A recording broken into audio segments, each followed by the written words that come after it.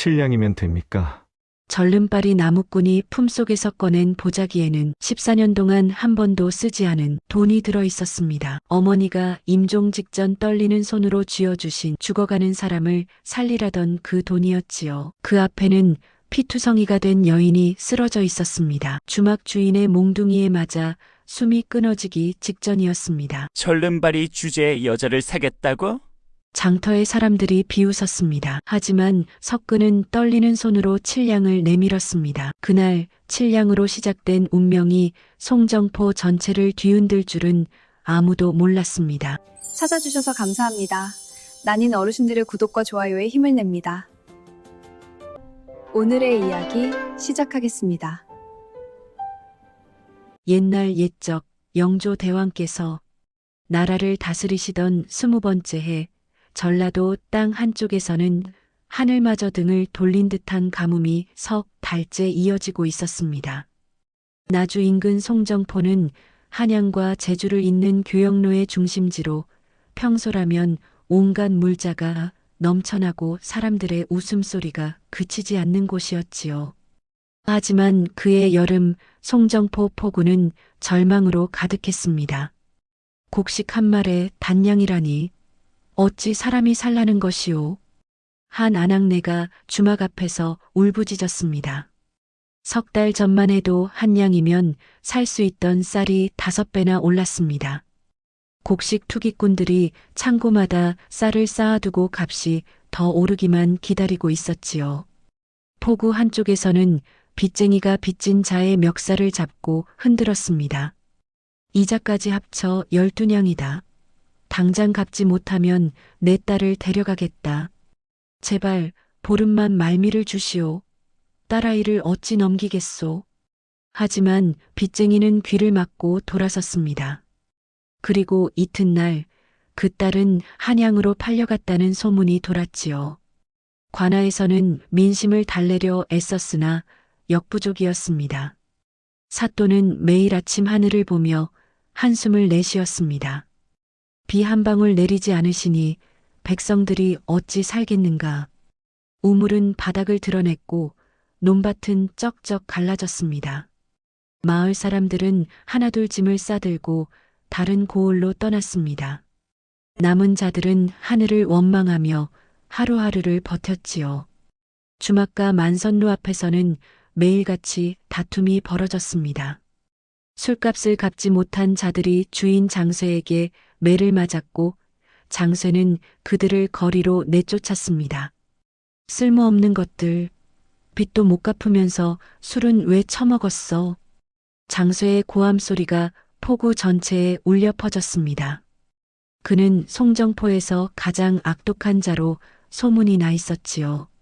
장터에서는 굶주린 아이들이 좌판 앞을 서성였습니다. 상인이 채찍을 휘두르며 쫓아냈습니다. 썩 물러서지 못해. 도둑놈들.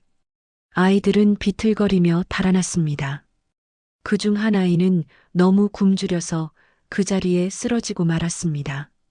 지나가던 사람들은 모른 척 발걸음을 재촉했지요. 해는 매일 이글거리며 대지를 태웠고 하늘은 구름 한 점 없이 맑았습니다. 사람들은 점점 더 절망에 빠져들었습니다. 하늘이 우리를 버렸다. 이러다 모두 굶어 죽겠구나. 절망과 탐욕 그리고 혼란이 송정포를 뒤덮었습니다. 사람들은 살아남기 위해 서로를 짓밟았고 인정은 메말라갔지요. 하지만 이 어둠 속에서도 두 사람의 운명은 조용히 엮어지고 있었습니다.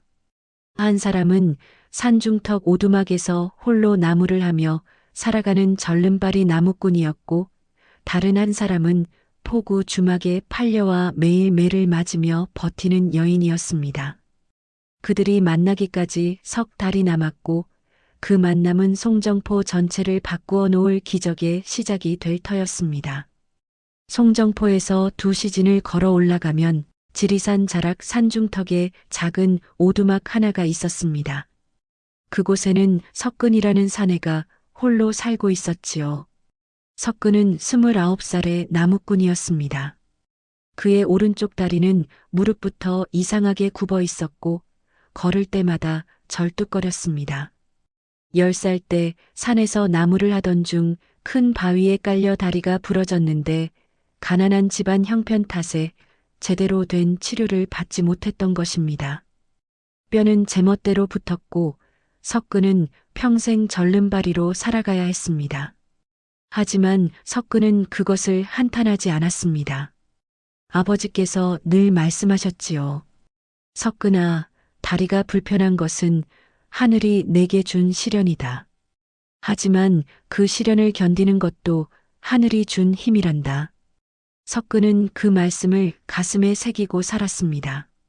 절름거리는 다리로도 산길을 오르내리며 나무를 했고 나무를 팔아 끼니를 이어갔습니다.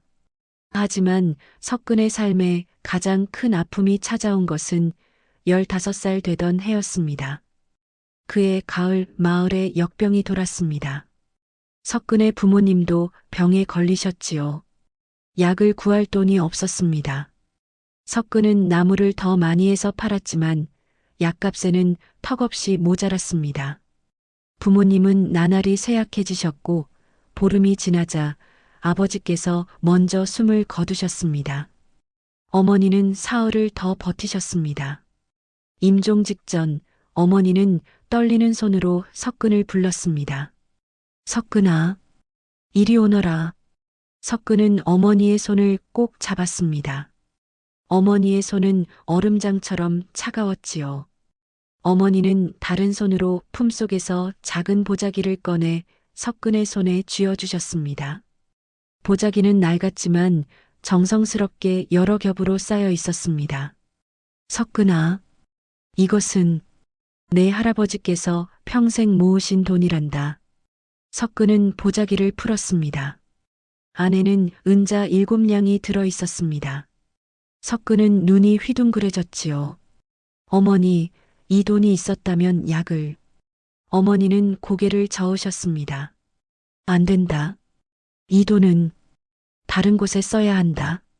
어머니는 숨을 헐떡이며 말씀을 이었습니다.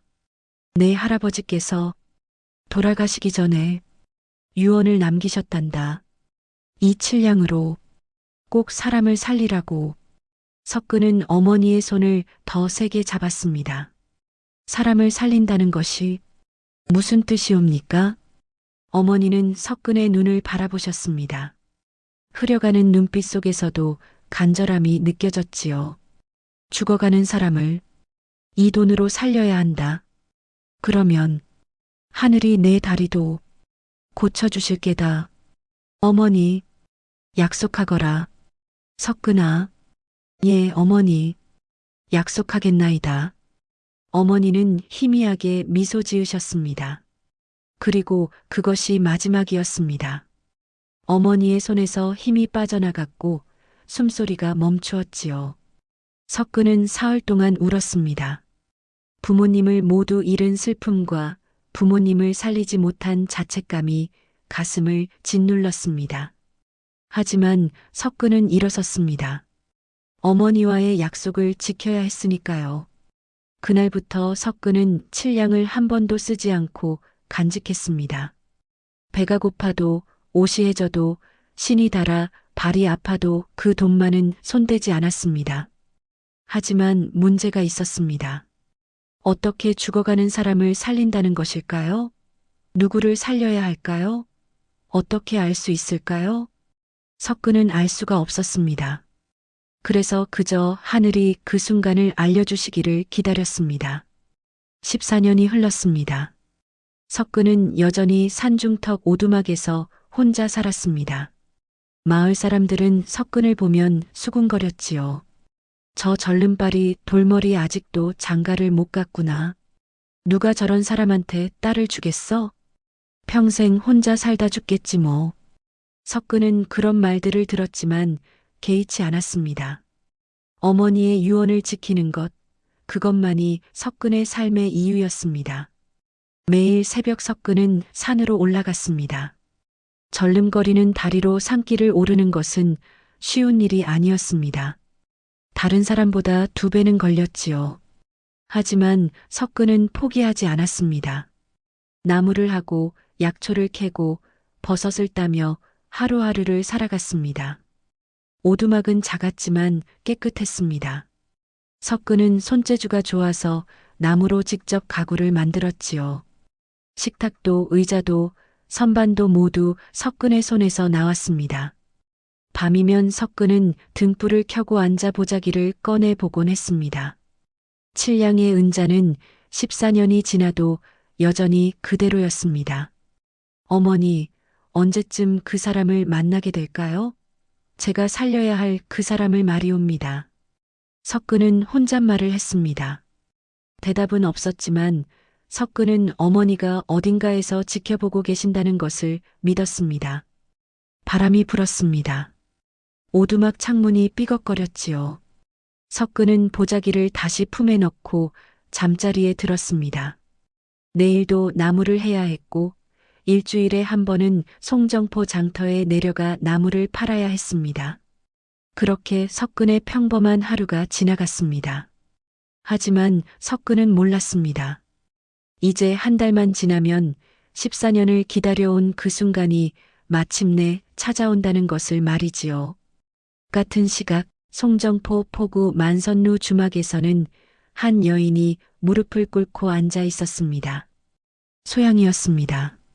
23의 소양은 창백한 얼굴에 여인 몸을 하고 있었지만 그 눈빛만은 여전히 살아 있었지요. 소양은 본래 한양에서 나고 자랐습니다. 아버지 이덕수는 내의원에서 일하던 침이었고 어머니는 궁중 의녀 출신이었습니다.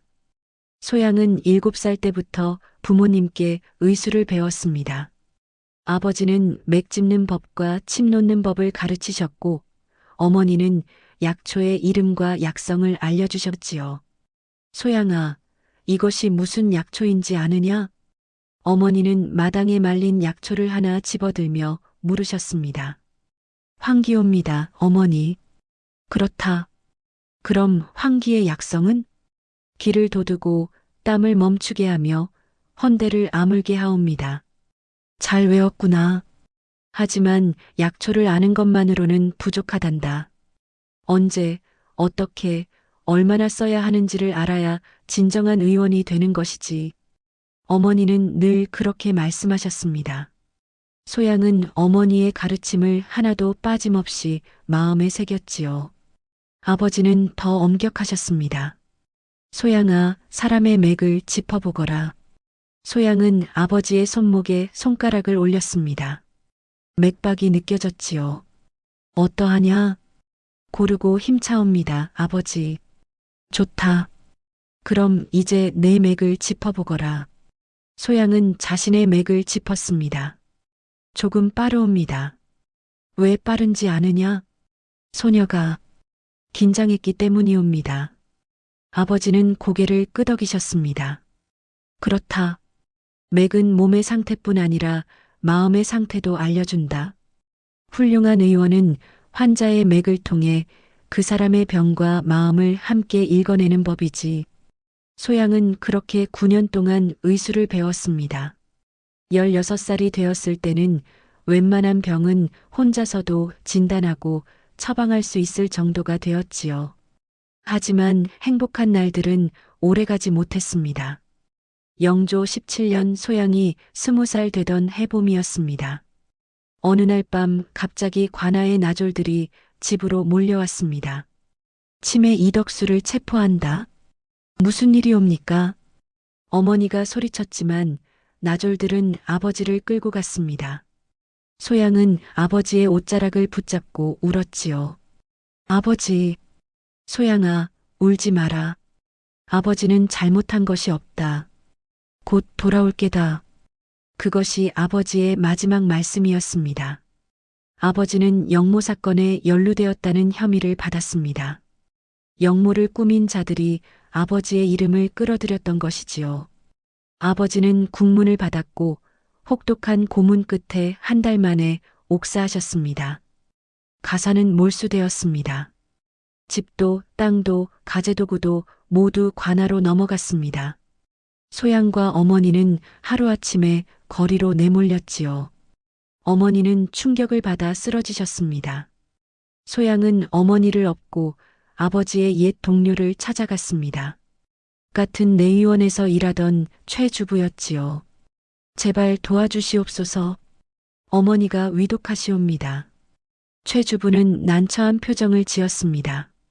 역적의 가족을 돕는 것은 나도 위험해질 수 있네. 아버지는 역적이 아니옵니다. 억울하게 죽으신 것이옵니다. 하지만 최 주부는 고개를 저었습니다. 그래도 최 주부는 마지막 정만은 남아 있었는지 은자 12냥을 내밀었습니다. 이것으로 어머니를 돌보게. 그리고 다시는 나를 찾지 말게. 소양은 눈물을 흘리며 돈을 받았습니다. 그 돈으로 작은 방을 얻고 어머니를 치료했지요. 하지만 어머니의 병은 마음의 병이었습니다. 아버지를 잃은 슬픔과 충격으로 어머니는 나날이 쇠약해지셨습니다. 소양아, 미안하구나. 어미가 너를 이런 지경으로. 어머니, 그런 말씀 마시옵소서. 소녀가 어머니를 꼭 낫게 해드리겠나이다. 하지만 소양의 노력도 헛되이 어머니는 3달 만에 숨을 거두셨습니다. 소양은 혼자 남았습니다. 20살의 어린 나이에 의지할 곳 하나 없이 세상에 홀로 던져진 것이지요. 장례를 치르고 나니 돈은 거의 남지 않았습니다. 소양은 한양에서 살 수가 없었습니다. 아버지가 역적으로 몰린 탓에 아무도 소양을 거두려 하지 않았지요. 소양은 한양을 떠나기로 했습니다. 남쪽으로 걸었습니다. 보름을 걸어 전라도 땅에 도착했을 때는 신발이 다 해져 있었지요. 송정포에 도착한 소양은 주막 만선루 앞에서 쓰러졌습니다. 며칠을 굶은 탓이었습니다. 주막 주인 장세가 나와 소양을 보았습니다. 소양의 얼굴을 보는 순간 장세의 눈에 탐욕이 어렸지요. 이런 미인을 그냥 두면 아깝지. 장세는 소양을 안으로 들였습니다. 소양이 깨어났을 때는 이미 저녁이었습니다. 깨어났구나. 장세가 소양을 내려다보았습니다. 소양은 몸을 움츠렸지요. 어디서 왔느냐? 한양에서 왔나이다. 가족은 모두 돌아가셨나이다. 장쇠는 고개를 끄덕였습니다. 의지할 곳 없는 여인, 그야말로 딱 좋은 먹잇감이었지요. 그렇다면 여기서 일하거라. 밥과 잠자리를 주마. 고맙나이다. 소양은 그렇게 만선루에서 일하게 되었습니다. 하지만 곧 깨달았지요. 이것은 일자리가 아니라 감옥이라는 것을 말입니다. 장쇠는 소양에게 손님 시중을 들라고 강요했습니다. 술을 따르고 안주를 나르고 손님들의 무례한 손길을 견뎌야 했지요. 소양이 거부하면 장쇠는 매를 들었습니다. 내가 여기 온 것은 내가 살려줬기 때문이다. 은혜를 모르는 년. 매를 맞으며 소양은 생각했습니다. 차라리 그날 그대로 죽었더라면 나았을지도 모른다고 말이지요. 하지만 소양은 살아야 했습니다. 아버지와 어머니의 억울함을 풀어드리고 부모님께 배운 의술로 사람을 살리는 것, 그것이 소양의 마지막 바람이었으니까요. 3달이 지났습니다. 어느 날 장쇠가 소양을 불렀습니다. 내가 여기 온 지 3달이 되었다. 그동안 내가 먹고 자고 입은 것을 계산하니 은자 12냥이다. 12냥이라니. 그렇게 많이. 말대꾸하지 마. 이자까지 합치면 더 늘어난다. 장쇠는 소양을 빚쟁이로 만들어버렸습니다. 그리고 그 빚을 갚을 때까지 소양은 떠날 수 없었지요. 소양은 절망했습니다. 이곳에서 평생을 빚쟁이로 살다가 죽어야 하는 것일까요? 매일 밤 소양은 부모님의 영정 앞에 무릎을 꿇고 빌었습니다. 아버지, 어머니, 소녀를 도와주시옵소서. 하지만 대답은 없었습니다. 다만 밤바람만이 창문을 두드릴 뿐이었지요. 성년이 흘렀습니다. 소양은 23이 되었습니다. 매일 매를 맞고 모욕을 당하고 굶주리며 살았습니다. 얼굴은 창백해졌고 몸은 여위었지만 눈빛만은 여전히 살아 있었습니다. 소양은 자신이 배운 의술을 숨겼습니다. 만약 장쇠가 알게 된다면 그는 소양을 돌팔이 의원으로 팔아넘기거나 더 큰 빚을 씌울 것이 분명했으니까요. 밤이면 소양은 몰래 약초 이름을 외웠습니다. 부모님께 배운 것들을 잊지 않기 위해서였지요. 황기, 황년, 백출, 당귀, 청궁. 소양은 속삭이듯 중얼거렸습니다. 그것만이 소양이 아직 살아있다는 증거였습니다. 하지만 소양은 몰랐습니다. 이제 보름만 지나면 삶을 바꾸어 놓을 기적 같은 만남이 찾아온다는 것을 말이지요. 영조 20년 7월 보름날이었습니다. 석근은 일주일치 나무를 지게에 가득 지고 산을 내려왔습니다. 나무 한 짐을 팔면 다푼 정도 받을 수 있었는데 일주일치면 닷짐이니 인양 다푼 정도였지요. 송정포 장터는 여전히 혼잡했습니다. 가뭄이 계속되면서 사람들은 더욱 각박해졌고 다툼은 더 잦아졌습니다. 석근은 익숙한 나무 상인 앞에 나무를 내려놓았습니다. 오늘도 왔구먼 절름발이. 나무 상인은 석근을 그렇게 불렀지만 석근은 개의치 않았습니다. 14년 동안 들어온 말이었으니까요. 예, 일주일치옵니다. 좋아. 인양 다푼이네. 석근은 돈을 받아 품에 넣었습니다. 그리고 소금 가게로 향했습니다. 한 달치 소금을 사려던 참이었지요. 그때였습니다. 으악! 비명소리가 들렸습니다. 석근은 고개를 돌렸습니다. 만선루 주막 앞에서였지요. 장쇠가 한 여인을 끌고 나오고 있었습니다. 여인은 비틀거리며 끌려 나왔고 장쇠는 몽둥이를 들고 있었습니다. 이 쓸모없는 년, 이번 달에도 은자 하나 못 벌어왔어. 장쇠가 소리치며 몽둥이를 휘둘렀습니다. 여인의 등에 몽둥이가 내리쳤고 여인은 비명을 지르며 땅에 쓰러졌지요. 으악! 한 달에 은자 하나씩 갚아야 할 빚이 얼만데 이것도 못 벌어와. 장쇠는 계속 몽둥이를 휘둘렀습니다. 여인의 팔에서 등에서 피가 배어나왔습니다. 장터의 사람들은 그 광경을 지켜보았지만 아무도 말리지 않았습니다.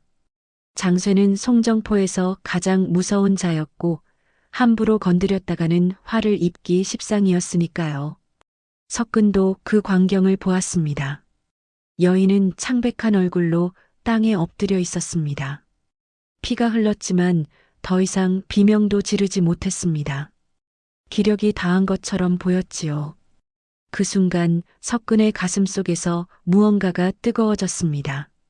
14년 전 어머니의 목소리가 들리는 것 같았습니다. 죽어가는 사람을 살려라. 그러면 하늘이 내 다리도 고쳐주실 게다. 석근은 떨리는 손으로 품속을 더듬었습니다. 보자기가 손에 잡혔지요. 14년 동안 한 번도 열어보지 않은 칠량이 들어있는 그 보자기였습니다. 석근은 보자기를 꺼냈습니다. 손이 떨렸습니다. 이 사람일까?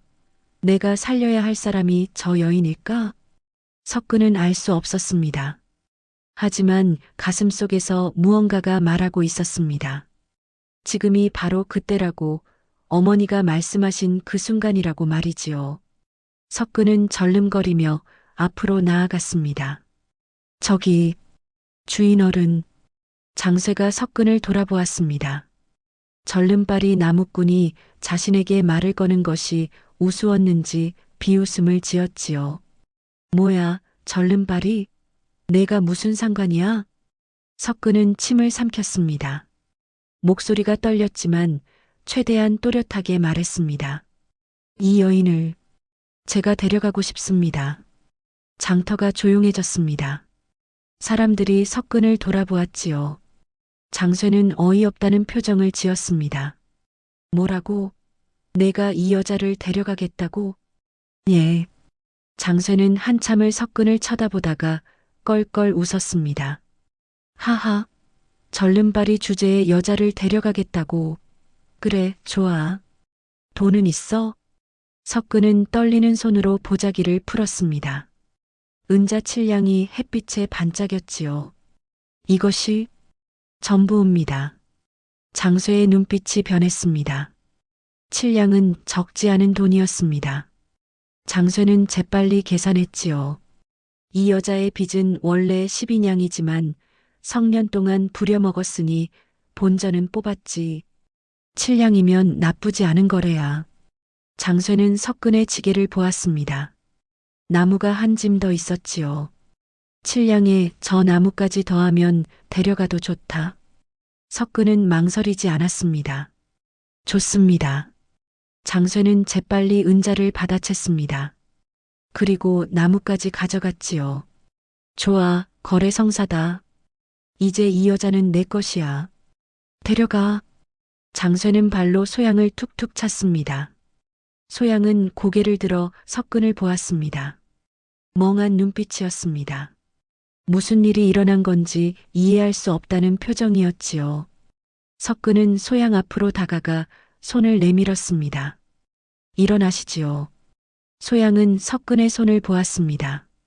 거칠고 굳은 살이 박힌 손이었지만 따뜻해 보였습니다.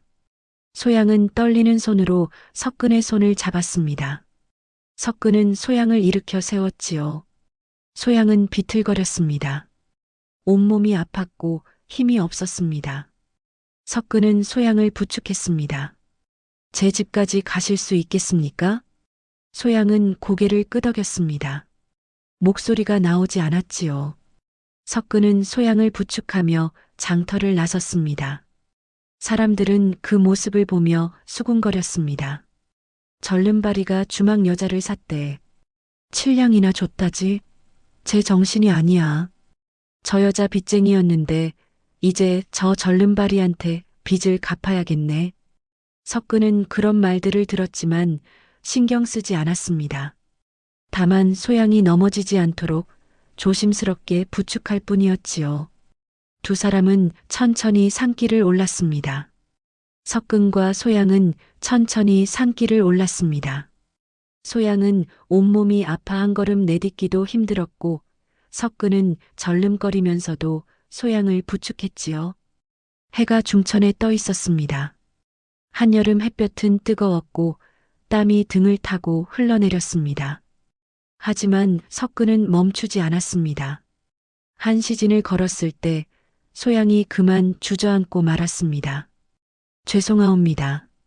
더 이상. 석근은 고개를 저었습니다. 괜찮습니다. 잠시 쉬었다 가시지요.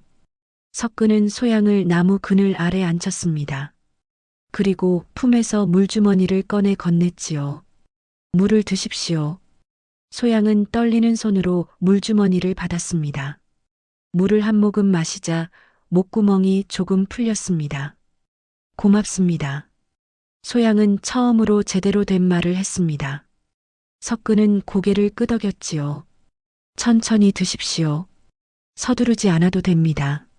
소양은 석근을 바라보았습니다. 이 낯선 남자는 대체 누구일까요? 왜 7냥이나 주고 자신을 사간 것일까요? 소양은 두려웠습니다. 장세보다 더한 사람일까봐 걱정되었지요. 하지만 석근의 눈빛에서는 탐욕이 보이지 않았습니다. 오히려 걱정과 염려만이 가득했습니다. 나리, 소양이 조심스럽게 불렀습니다. 예, 소녀를 왜 구해주셨나이까? 석근은 한참을 침묵했습니다. 어떻게 대답해야 할지 몰랐지요. 어머니의 유언 이야기를 해야 할까요? 하지만 그것을 설명하기에는 너무 복잡했습니다. 석근은 조용히 대답했습니다. 그냥 그래야만 할 것 같았습니다. 소양은 그 대답을 이해할 수 없었습니다. 하지만 석근의 진심만은 느낄 수 있었지요. 한 시진을 더 걸어 산중턱에 도착했을 때는 해가 서쪽으로 기울고 있었습니다. 작은 오두막이 보였습니다. 저곳이 제가 사는 곳입니다. 오두막은 작았지만 단정했습니다. 주변에는 나무를 쌓아놓은 곳이 있었고 작은 텃밭도 보였지요. 석근은 소양을 오두막 안으로 안내했습니다. 오두막 안은 깨끗했습니다. 나무로 만든 식탁과 의자, 선반이 정갈하게 놓여 있었습니다. 안쪽 방을 쓰십시오. 저는 마루에서 자겠습니다. 소양은 놀랐습니다. 자신을 산 사람이 방을 내준다니 예상하지 못한 일이었지요. 날이 그러실 것 없습니다. 아닙니다. 낭자께서는 다치셨으니 편히 쉬셔야 합니다. 석근은 안쪽 방문을 열었습니다. 작은 방이었지만 깨끗한 요와 이불이 깔려 있었습니다. 이리 들어가십시오. 소양은 떨리는 발걸음으로 방으로 들어갔습니다. 석근은 문을 닫아주었지요. 오늘은 푹 쉬십시오. 내일 아침에 죽을 끓여드리겠습니다. 석근은 그렇게 말하고 마루로 나갔습니다. 소양은 방 안에 혼자 남았습니다. 조용했습니다. 장소의 고함도 손님들의 추잡한 웃음소리도 들리지 않았지요. 소양은 요 위에 조심스럽게 누웠습니다. 온몸이 쑤시고 아팠지만 이상하게도 마음은 조금 편안해졌습니다. 이 사람은 나쁜 사람이 아닌 것 같다. 소양은 그렇게 생각하며 눈을 감았습니다. 성년 만에 처음으로 매 맞지 않는 잠자리였지요. 그날 밤 소양은 꿈을 꾸었습니다. 아버지와 어머니가 나타나 소양의 머리를 쓰다듬어주는 꿈이었습니다. 소양아, 이제 괜찮을 게다. 아버지의 목소리가 들렸습니다. 좋은 사람을 만났구나. 어머니의 목소리도 들렸지요. 소양은 꿈속에서 울었습니다. 그리고 아침에 눈을 떴을 때 베개가 눈물로 젖어 있었습니다. 마루에서는 석근이 죽을 끓이는 소리가 들렸습니다. 소양은 일어나 문을 열었습니다. 석근은 화롯가에 앉아 정성스럽게 죽을 저었습니다. 소양을 보자 석근은 일어섰지요. 깨어나셨습니까? 조금만 기다리시면 죽이 됩니다. 소양은 고개를 숙였습니다. 날이 고맙습니다. 석근은 어색하게 웃었습니다. 아닙니다. 당연한 일입니다. 그날부터 소양은 석근의 오두막에서 살게 되었습니다. 조심스러운 시작이었지만 두 사람의 인연은 그렇게 씨앗을 틔우기 시작했습니다. 닷새가 지났습니다. 소양의 몸은 조금씩 회복되었습니다. 등과 팔의 상처도 아물기 시작했지요. 석근은 매일 아침 소양에게 죽을 끓여주었고 산에서 나무를 캐와 국을 끓여주었습니다. 소양은 조금씩 집안일을 거들기 시작했습니다. 빨래를 하고 마당을 쓸고 밥을 지었지요. 석근은 말렸지만 소양은 고집을 부렸습니다. 나리께서 은혜를 베푸셨는데 소녀가 가만히 있을 수는 없나이다. 석근은 더 이상 말리지 않았습니다. 소양이 원한다면 그렇게 하도록 두는 것이 좋겠다고 생각했지요. 어느 날 석근은 나무를 팔러 마을에 내려갔습니다. 일주일에 한 번은 나무를 팔아야 했으니까요. 마을 장터에 도착하자 사람들이 석근을 보며 수군거렸습니다. 저 절름발이가 주막 여자를 데려왔다더라. 7냥이나 줬다지. 돈이 어디 있어서? 평생 모은 돈을 다 써버렸나 보지. 석근은 그런 말들을 들으면서도 나무를 내려놓았습니다. 나무 상인이 나무를 보더니 고개를 저었습니다. 오늘은 나무값이 떨어졌네. 다침에 한 냥 5푼밖에 못 주겠어. 지난주에는 2냥 다푼이었는데요. 가뭄이 길어지니 나무 사는 사람도 줄었어. 어쩔 수 없네. 석근은 한숨을 쉬었지만 받아들였습니다. 한 냥 5푼이라도 있어야 소금과 곡식을 살 수 있었으니까요. 돈을 받아들고 석근은 소금 가게로 향했습니다. 그런데 소금 가게 주인이 석근을 보자 인상을 찌푸렸습니다. 오지마, 절름발이. 무슨 말씀이십니까? 소금을 사려. 안 팔아. 다른 데 가봐. 석근은 당황했습니다. 지금까지는 이런 일이 없었는데 말이지요. 왜 안 파시는 것입니까? 소금 가게 주인이 퉁명스럽게 대답했습니다. 주막 여자랑 산다며? 그런 여자랑 사는 놈한테 팔 물건 없어. 석근은 할 말을 잃었습니다. 다른 가게로 가봤지만 상황은 마찬가지였습니다. 곡식 가게, 기름 가게, 어디를 가도 사람들은 석근을 외면했지요. 주막 여자랑 산다며? 절름발이 주제에 주제도 모르고 저런 놈이랑은 장사 안 해. 석근은 빈손으로 마을을 나섰습니다. 우물에 들러 물이라도 길어가려고 했지요. 하지만 우물가에 있던 아낙네들이 석근을 보자 소리쳤습니다. 저리가, 절름발이. 주막 여자랑 사는 놈이 이 우물물을 쓰면 물이 더러워져. 썩 물러서. 아낙네들은 석근을 밀쳐냈습니다. 석근은 비틀거리며 뒤로 물러섰지요. 여기 물은 쓰지 마. 다른 데 가서 물을 구해. 석근은 아무 말도 하지 못했습니다. 그저 고개를 숙이고 우물을 떠났지요. 산으로 돌아오는 길, 석근은 무거운 마음으로 걸었습니다. 소양 때문에 자신이 마을에서 완전히 외면당하게 된 것입니다. 하지만 석근은 후회하지 않았습니다. 어머니의 유언을 지킨 것이고 그것이 옳은 일이었으니까요. 산길을 걷던 석근은 문득 멈춰 섰습니다. 저 멀리 계곡 소리가 들렸지요. 그래, 산 너머 냇가가 있었지. 석근은 방향을 바꾸었습니다. 마을 우물을 쓸 수 없다면 산 너머 냇가에서 물을 길어오면 되었습니다. 산 너머 냇가까지는 왕복 2시즌이 걸렸습니다.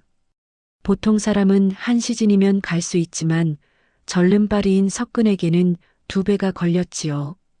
하지만 석근은 개의치 않았습니다. 냇가에 도착한 석근은 물동이에 물을 가득 담았습니다. 물은 차갑고 맑았습니다.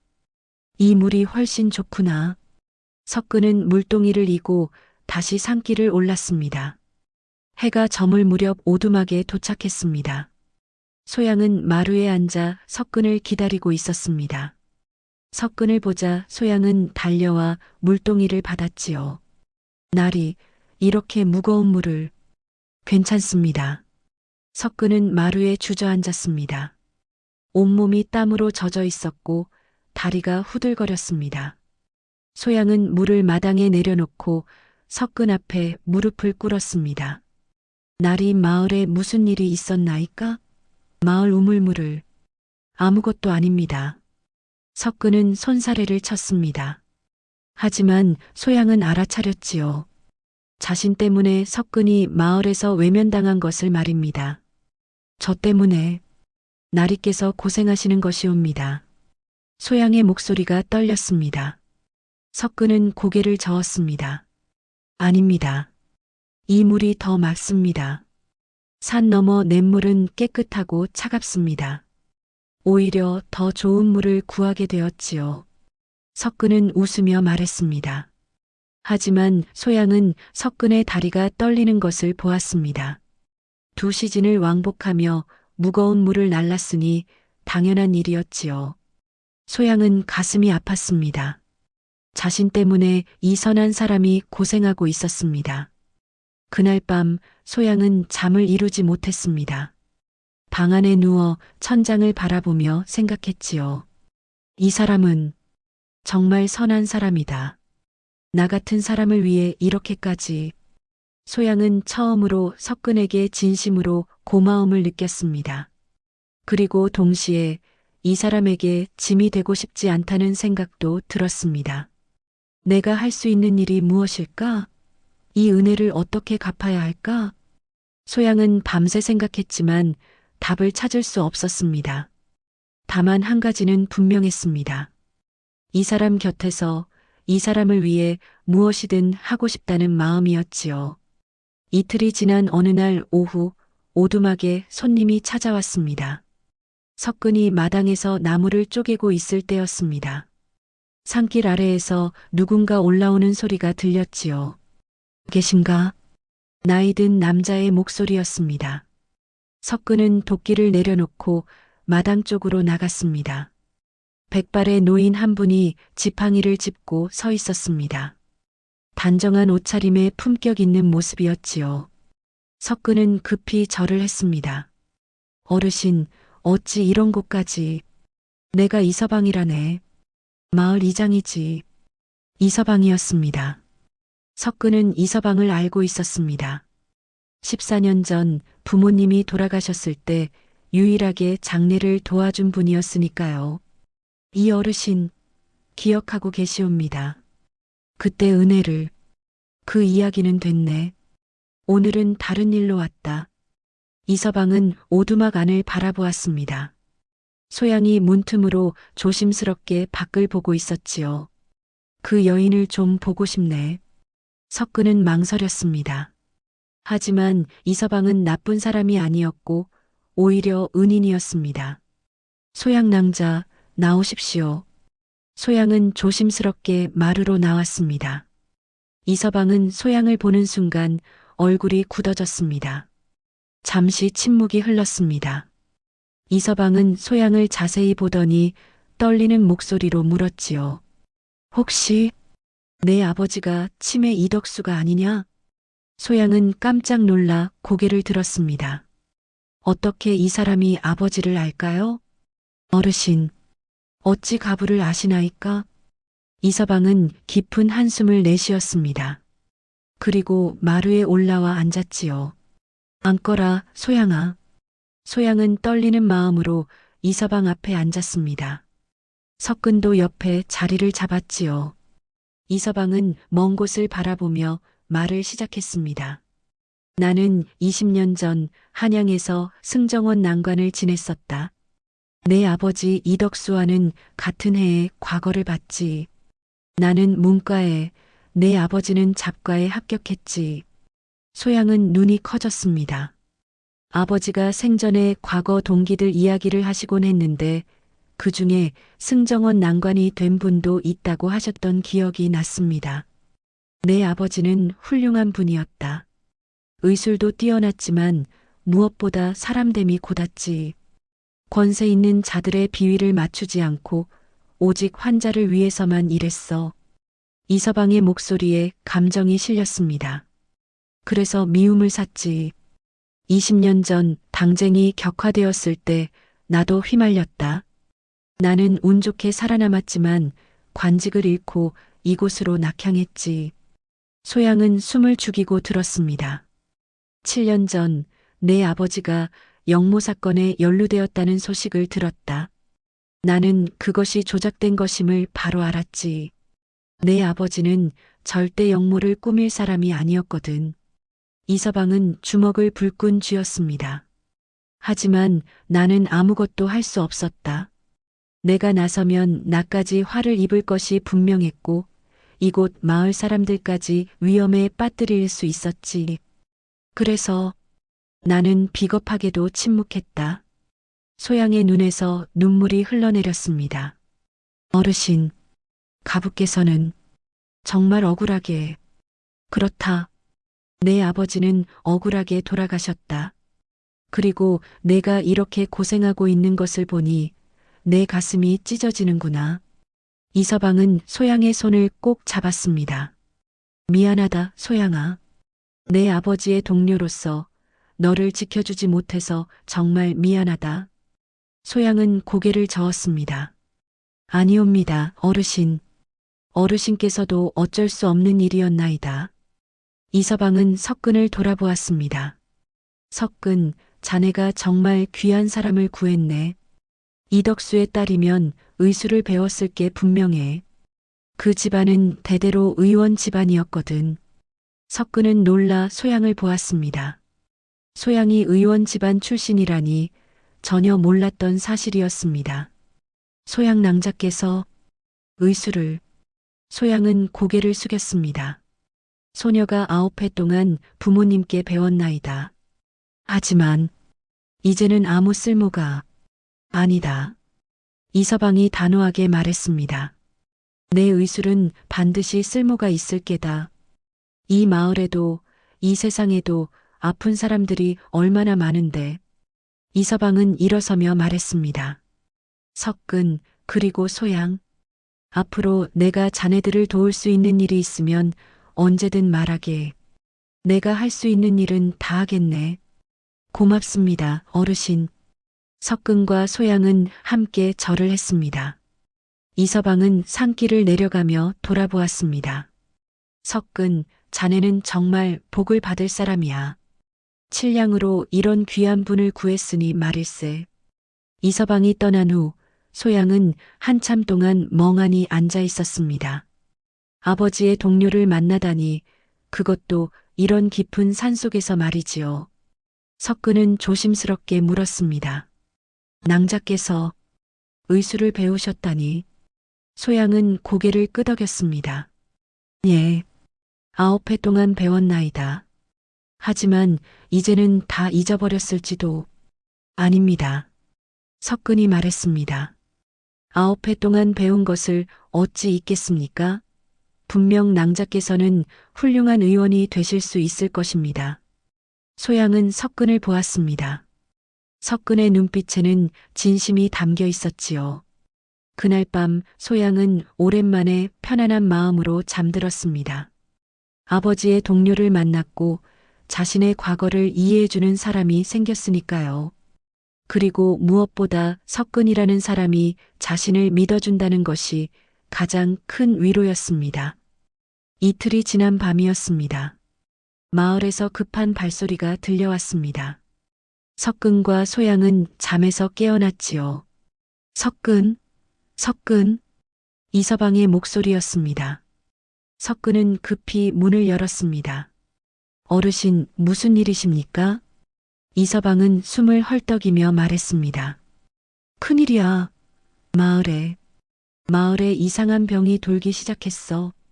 영조 20년 8월 말 가뭄이 석 달째 이어지면서 송정포 포구에 이상한 병이 돌기 시작했습니다. 처음에는 한두 사람이 열이 나고 설사를 하는 정도였습니다. 하지만 닷새가 지나자 10여 명으로, 다시 이틀이 지나자 30명으로 환자가 늘어났지요. 마을 의원 최 의원이 약을 썼지만 효과가 없었습니다. 환자들은 계속 늘어났고 증상은 점점 심해졌습니다. 고열이 사흘 이상 계속되고 심한 설사로 기력을 잃었습니다. 입술이 갈라지고 혀가 갈라지며 심하면 의식이 혼미해졌지요. 이서방의 손자 8살 난 아이도 병에 걸렸습니다. 나흘째 고열에 시달리고 있었고 이서방 부인은 손자를 안고 통곡했습니다. 하늘이시여, 이 아이만은 살려주소서. 최 의원이 손자를 보며 고개를 저었습니다. 이장 어르신, 죄송하옵니다. 소인이 온갖 약을 다 써봤으나 효험이 없나이다. 이서방은 무릎을 꿇고 최 의원의 손을 잡았습니다. 제발 손자를 살려주시오. 소인도 어찌할 수가. 이 병은 소인이 처음 보는 병이옵니다. 그때 이서방의 머릿속에 한 사람이 떠올랐습니다. 소양, 이덕수의 딸이었지요. 이서방은 부인에게 말했습니다. 내가 다녀올 곳이 있소. 손자를 잘 돌보시오. 이서방은 황급히 산을 올랐습니다. 밤중이었지만 등불을 들고 산길을 올라 석근의 오두막에 도착했던 것입니다. 소양은 급히 옷을 챙겨 입고 나왔습니다. 어르신, 무슨 병이옵니까? 고열과 설사가 사흘 이상 계속되고 입술과 혀가 갈라진다네. 의식도 혼미해지고. 소양은 잠시 생각했습니다.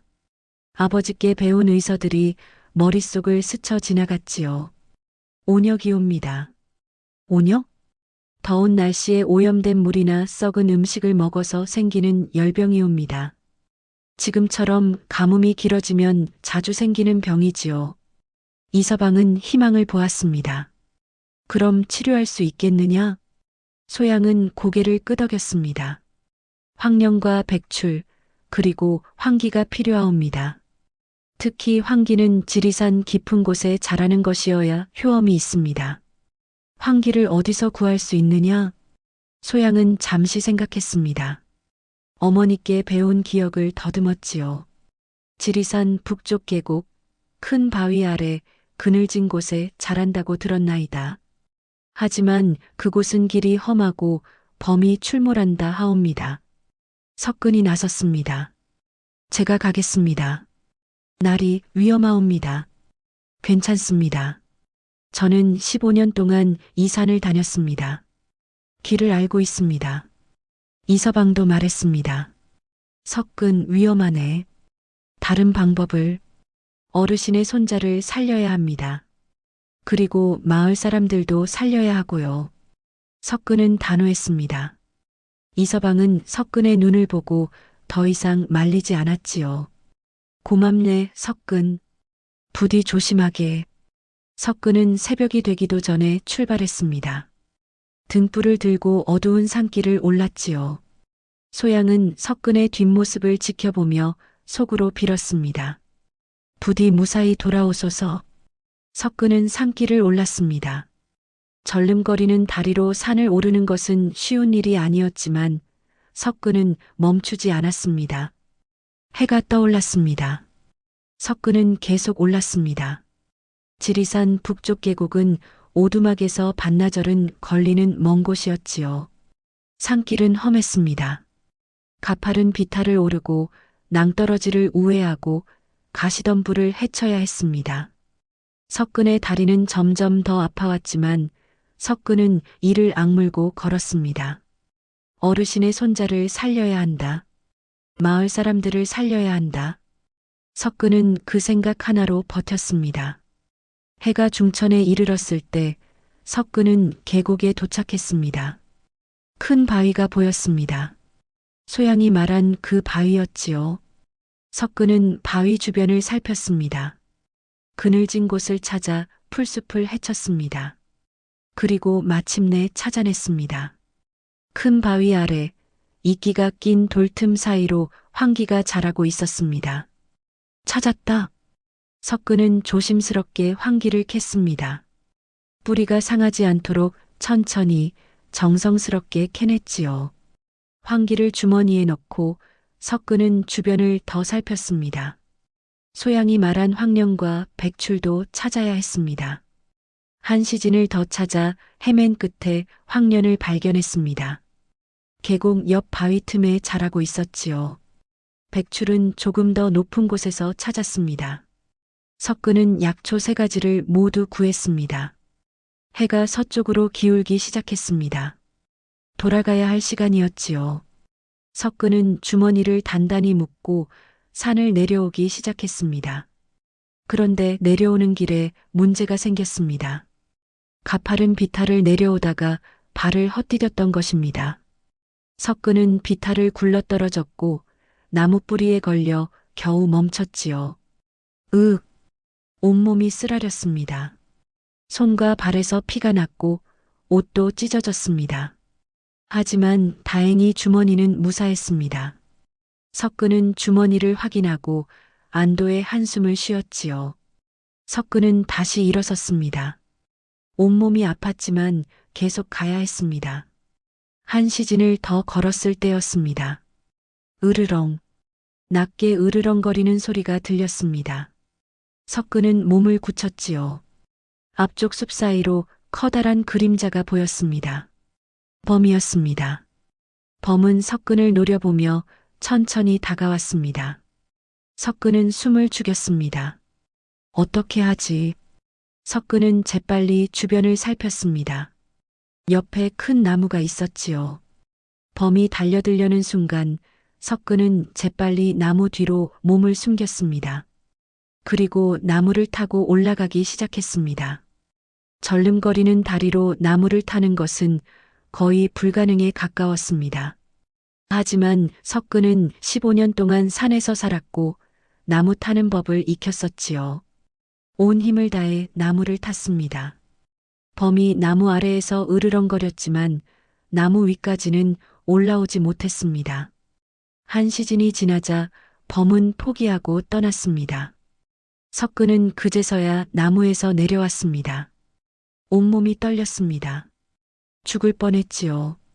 하지만 약초는 무사했습니다. 석근은 다시 산길을 내려왔습니다.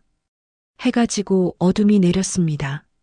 석근은 등불도 없이 어두운 산길을 더듬어 내려왔습니다.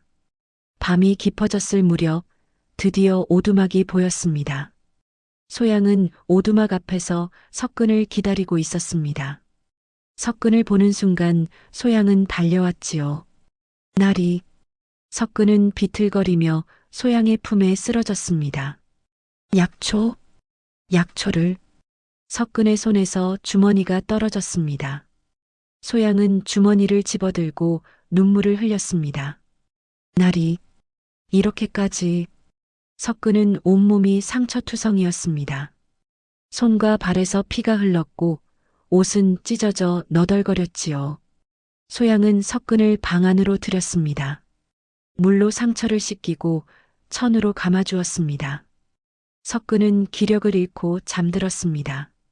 소양은 석근의 손을 꼭 잡고 속으로 다짐했지요. 이 은혜를 반드시 갚겠나이다. 나리의 희생이 헛되지 않도록 반드시 환자들을 살려내겠나이다. 소양은 밤새 약을 다렸습니다. 황기, 황련, 백추를 정확한 비율로 섞었습니다. 9회 동안 배운 의술을 모두 동원했지요. 큰 솥에 물을 끓이고 약재를 넣었습니다. 약한 불로 3시간 동안 정성껏 다렸습니다. 약을 다리는 동안 소양은 계속 저었습니다. 어머니께서 말씀하셨지요. 약을 다릴 때는 정성이 가장 중요하단다. 약을 다리는 사람의 마음이 약효를 좌우한다고 옛 의서에 적혀 있지. 소양은 그 말을 기억하며 정성껏 약을 다렸습니다. 동이틀 무렵 약이 완성되었습니다. 소양은 약을 그릇에 담았습니다. 이서방이 새벽에 다시 찾아왔습니다. 소양, 약이 다 되었나이다, 어르신. 소양은 약그릇을 이서방에게 건넸습니다. 하루에 3번, 밥 먹기 전에 드시게 하옵소서. 사흘이면 열이 내릴 것이옵니다. 고맙다, 소양아. 이서방은 약을 들고 황급히 집으로 돌아갔습니다. 손자에게 약을 먹였습니다. 손자는 쓴 약을 삼키기 힘들어했지만 이서방 부인이 달래며 먹였지요. 참고 마셔라, 얘야. 이 약이 너를 낫게 해줄 게다. 하루가 지났습니다. 손자의 열은 여전했습니다. 하지만 설사가 조금 줄어든 것 같았지요. 이틀째가 되었습니다. 손자의 열이 조금 내렸습니다. 이서방 부인은 희망을 보기 시작했습니다. 사흘째 되는 날 아침이었습니다. 손자가 눈을 떴습니다. 맑은 눈빛이었지요. 할아버지. 얘야. 이서방은 손자를 꼭 껴안았습니다. 이서방 부인도 손자를 안고 통곡했습니다. 하늘이시여, 감사합니다. 손자는 배가 고프다고 했습니다. 나흘 만에 처음으로 밥을 먹고 싶다고 한 것이지요. 소문은 삽시간에 퍼졌습니다. 이장댁 손자가 나왔대. 그 약이 효험이 있나 보구나. 환자들이 줄을 서서 이서방의 집으로 찾아왔습니다. 이서방은 소양에게 달려갔지요. 소양, 환자들이 너무 많아. 약을 더 만들어야겠다. 알겠나이다, 어르신. 하지만 약재가 부족하옵니다. 내가 해결하겠다. 이서방은 마을 유지들을 모았습니다. 그리고 돈을 걷어 한양에서 약재를 구해왔지요. 소양은 밤낮으로 약을 다렸습니다.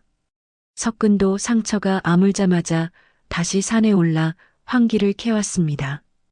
열흘 동안 20명의 환자를 치료했습니다. 모두 다 나았습니다. 단 한 명도 죽지 않았지요. 마을 의원 최 의원은 소양을 찾아왔습니다. 소양 낭자, 소인이 잘못 생각했습니다. 낭자의 의술은 소인보다 훨씬 뛰어나옵니다. 최 의원은 깊이 절을 했습니다. 앞으로 소인이 낭자께 배우고 싶습니다. 부디 소인을 제자로 받아주시옵소서. 소양은 황급히 최 의원을 일으켰습니다. 어르신, 그런 말씀 마시옵소서. 소녀가 어찌 어르신의 스승이 되겠나이까? 아닙니다. 낭자의 의술은 진짜 의술이옵니다. 소인은 그저 약을 처방할 줄 아는 것뿐이지만 낭자는 병의 근본을 보는 눈이 있습니다. 최 의원은 진심으로 소양을 존경했습니다. 그리고 앞으로 소양이 환자를 볼 때마다 옆에서 도왔지요. 마을 사람들의 시선도 조금씩 변하기 시작했습니다. 저 여인이 우리를 살렸어. 주막 출신이긴 하지만 의술은 정말 대단하구나. 석근이 정말 복을 받았어. 하지만 여전히 일부 사람들은 소양을 곱게 보지 않았습니다. 그래도 주막 여자는 주막 여자야. 한번 천한 신부는 평생 천한 법이지. 소양은 그런 말들을 들었지만 개의치 않았습니다. 다만 환자들을 정성껏 돌볼 뿐이었지요. 어느 날 저녁 석근과 소양은 오두막 마루에 나란히 앉아 있었습니다. 낭자, 고맙습니다. 무엇이 고맙다는 말씀이시옵니까, 나리? 낭자께서 마을 사람들을 살려주셨습니다. 제가 칠량을 쓴 보람이 있습니다. 소양은 석근을 바라보았습니다. 나리야말로 고맙나이다. 나리께서 목숨을 걸고 약초를 구해오지 않으셨다면 소녀는 아무것도 할 수 없었을 것입니다. 두 사람은 서로를 바라보며 미소 지었습니다. 그날 밤 하늘에는 별이 가득했고 바람은 부드럽게 불었습니다. 두 사람의 마음도 조금씩 가까워지고 있었지요. 하지만 그들은 몰랐습니다. 이 평화가 오래가지 못할 것이라는 것을 말이지요. 전염병 소동이 잠잠해지고 보름이 지난 어느 날 송정포 포구에 화려한 가마 하나가 도착했습니다. 가마 앞뒤로 하인 10명이 따랐고 가마 안에는 비단옷을 입은 사내가 앉아 있었지요. 권익현이었습니다.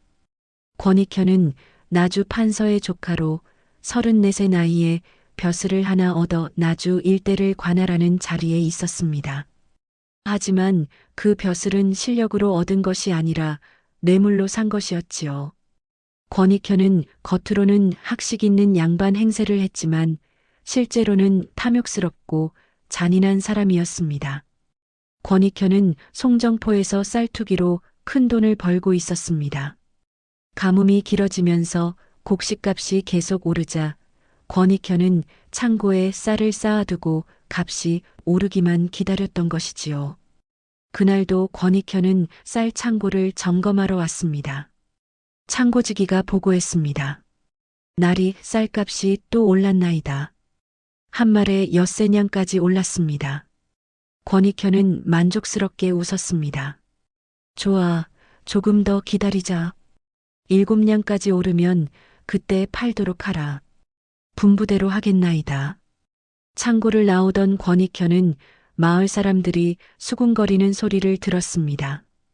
소양낭자가 정말 대단해. 의술이 신통하더라. 이장댁 손자도 살렸잖아. 권익현은 걸음을 멈추고 물었습니다. 소양이라니 누구냐? 하인이 대답했습니다. 최근에 전염병을 고친 의녀라 하옵니다. 산중턱에 사는 나무꾼이 데려온 여인이라 하더이다. 의녀라. 권익현의 눈빛이 변했습니다. 의술을 아는 여인이라니 귀한 재산이 될 수 있었지요. 그 여인을 한번 보고 싶구나. 안내하여라. 하인들은 마을 사람에게 길을 물어 석근의 오두막으로 향했습니다. 석근은 마당에서 나무를 쪼개고 있었고 소양은 안에서 약재를 정리하고 있었습니다. 권익현의 가마가 오두막 앞에 멈춰 섰습니다. 하인이 외쳤지요. 나주건 나리께 없어 납시었다. 석근은 도끼를 내려놓고 나왔습니다. 화려한 가마와 하인들을 보고 긴장했지요.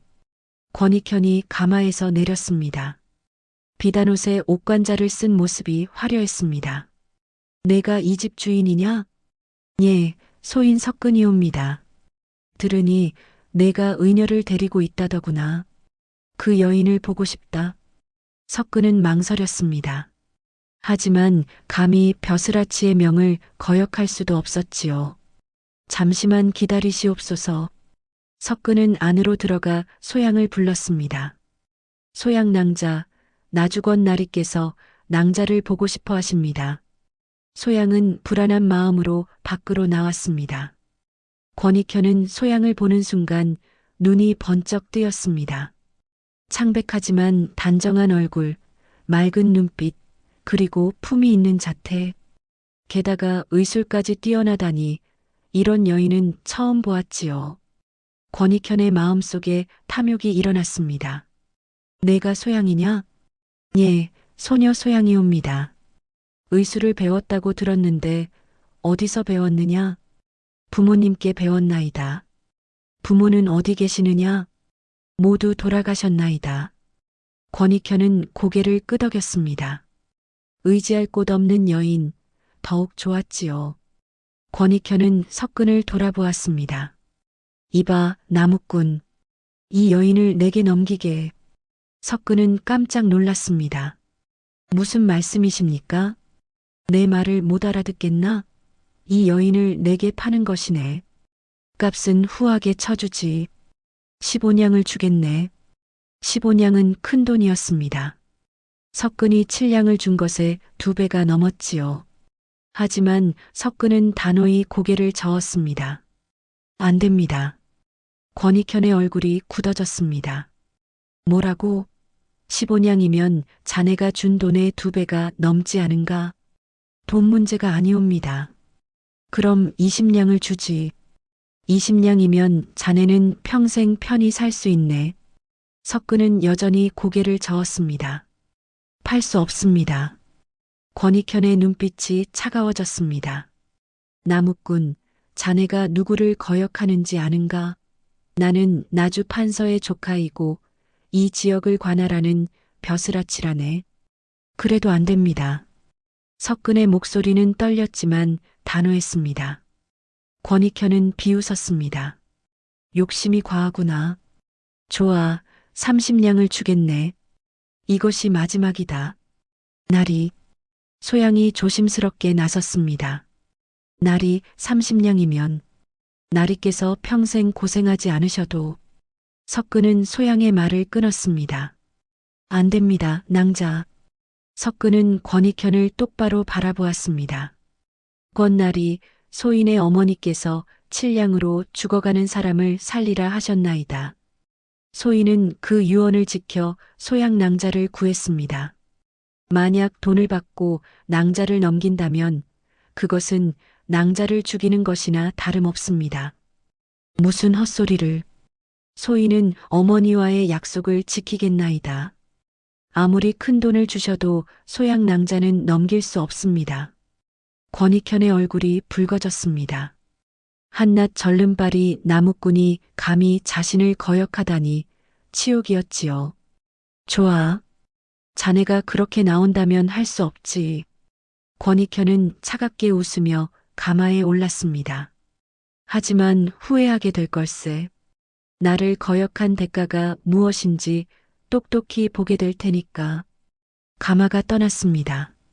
석근과 소양은 그 뒷모습을 지켜보았지요. 소양은 떨리는 목소리로 말했습니다. 나리 소녀 때문에. 나리께서 큰 화를 입으실까 두렵나이다. 석근은 소양의 어깨에 손을 올렸습니다. 걱정하지 마십시오. 제가 낭자를 지키겠습니다. 하지만 석근의 마음속에도 불안이 자리 잡았습니다. 권익현은 권력 있는 사람이었고 복수하려 들 것이 분명했으니까요. 그날 밤 2사람은 불안한 마음으로 잠들었습니다. 그리고 그 불안은 일주일 후 현실이 되고 말았습니다. 권익현이 떠난 후 일주일은 평온하게 지나갔습니다. 석근은 여전히 나무를 했고 소양은 환자들을 돌보았습니다. 마을에서는 간혹 환자가 찾아왔고 소양은 정성껏 치료해 주었지요. 하지만 평화는 오래가지 못했습니다. 일주일째 되던 날 밤 석근과 소양은 오두막에서 저녁을 먹고 있었습니다. 나리, 내일은 장터에 가시나이까? 아니요. 내일은 산 깊은 곳에 가보려 합니다. 귀한 약초가 있다는 소문을 들었거든요. 무슨 약초이옵니까? 산삼이라 하더이다. 100년 묵은 산삼이 지리산 깊은 곳에 있다고. 그때였습니다. 으악! 소양이 갑자기 비명을 질렀습니다. 창문 밖으로 불빛이 보였던 것이지요. 석근은 황급히 밖으로 나갔습니다. 오두막 뒤편에서 불길이 치솟고 있었습니다. 불이야! 석근은 소리쳤습니다. 하지만 산중턱이라 아무도 들을 사람이 없었지요. 불은 빠르게 번졌습니다. 누군가 기름을 뿌려놓았던 것이 분명했습니다. 낭자, 빨리 나오십시오. 석근은 소양을 밖으로 끌어냈습니다. 소양은 넋을 잃은 채 불타는 오두막을 바라보았지요. 나리의 짐들이. 괜찮습니다. 사람이 무사하면 됩니다. 하지만 석근은 갑자기 다시 불 속으로 뛰어들었습니다. 나리. 소양이 소리쳤지만 석근은 이미 오두막 안으로 들어갔습니다. 연기가 자욱했고 열기가 대단했습니다. 석근은 절름거리는 다리로 방 안으로 들어가 작은 상자 하나를 집어들었습니다. 어머니의 유품이 들어있는 상자였습니다. 어머니께서 마지막으로 쥐어주신 보자기와 부모님의 혼서지, 그리고 아버지의 도장이 들어있었지요. 석근은 상자를 안고 다시 밖으로 나왔습니다. 나오는 순간 오두막 지붕이 무너져 내렸습니다. 나리. 소양은 석근을 부축했습니다. 석근의 등과 팔이 불에 데어 있었지요. 괜찮습니다. 중요한 것은 지켰습니다. 석근은 상자를 꼭 안고 말했습니다. 불은 한 시집 만에 꺼졌습니다. 하지만 오두막의 절반이 타버렸습니다. 지붕이 무너지고 벽이 검게 그을렸지요. 두 사람은 타버린 오두막을 멍하니 바라보았습니다. 누가 이런 짓을.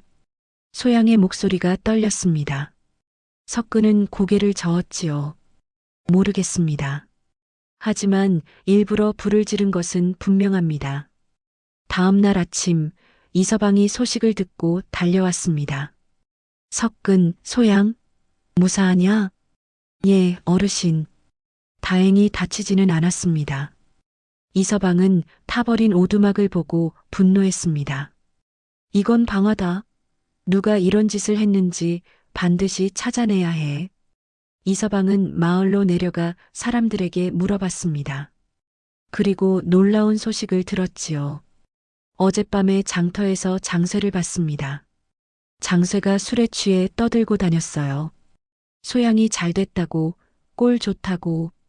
이서방은 급히 장터로 향했습니다. 과연 장쇠가 주막에서 술을 마시고 있었지요. 장쇠. 이서방이 소리쳤습니다. 장쇠는 술에 취해 비틀거렸습니다. 왜 부르십니까? 이장나리. 내가 불을 질렀지? 무슨 소리. 어젯밤 내가 산으로 올라가는 것을 본 사람이 있다. 그리고 내 옷에서 기름 냄새가 난다. 이서방이 장쇠의 옷을 붙잡자 정말로 기름 냄새가 났습니다.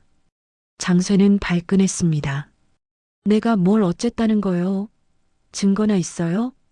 이 악당, 사람을 죽일 뻔했잖아. 마을 사람들이 하나둘 모여들었습니다. 장쇠를 관아에 끌고 가려는 움직임이 있었지요. 하지만 장쇠는 재빨리 도망쳤습니다. 술에 취한 척하다가 갑자기 달려나간 것입니다. 잡아라. 사람들이 쫓아갔지만 장쇠는 이미 말을 타고 다른 고을로 도망쳤습니다. 저놈이 도망쳤다. 관아에 알려야 해. 이서방은 관아에 고발했지만 장쇠는 이미 멀리 도망친 후였습니다. 추적은 쉽지 않았지요. 언젠가 반드시 잡힐 것이다. 이서방은 이를 갈았습니다. 석근과 소양은 타버린 오두막 앞에서 막막해했습니다. 어떻게 해야 할까요? 소양이 울먹이며 말했습니다. 석근은 소양의 손을 잡았지요. 괜찮습니다. 다시 지으면 됩니다. 하지만 돈이, 나무를 더 많이 하면 됩니다. 천천히 모으면. 그때 이서방이 마을 사람들을 데리고 나타났습니다. 석근, 소양, 이서방 뒤로 30여 명의 마을 사람들이 따라왔습니다. 전염병에서 살아난 사람들이었지요. 우리가 돕겠소. 한 아저씨가 앞으로 나섰습니다.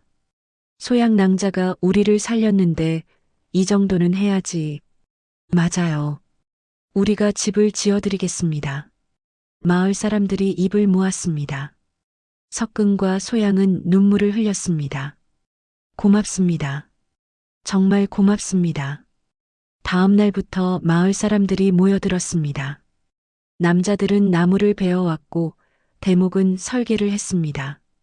여자들은 밥을 지어 날랐지요. 석근도 절름거리는 다리로 함께 일했습니다. 못질을 하고 나무를 옮기고 지붕을 올렸습니다. 나흘 동안 30명이 힘을 합쳐 새 오두막을 지었습니다.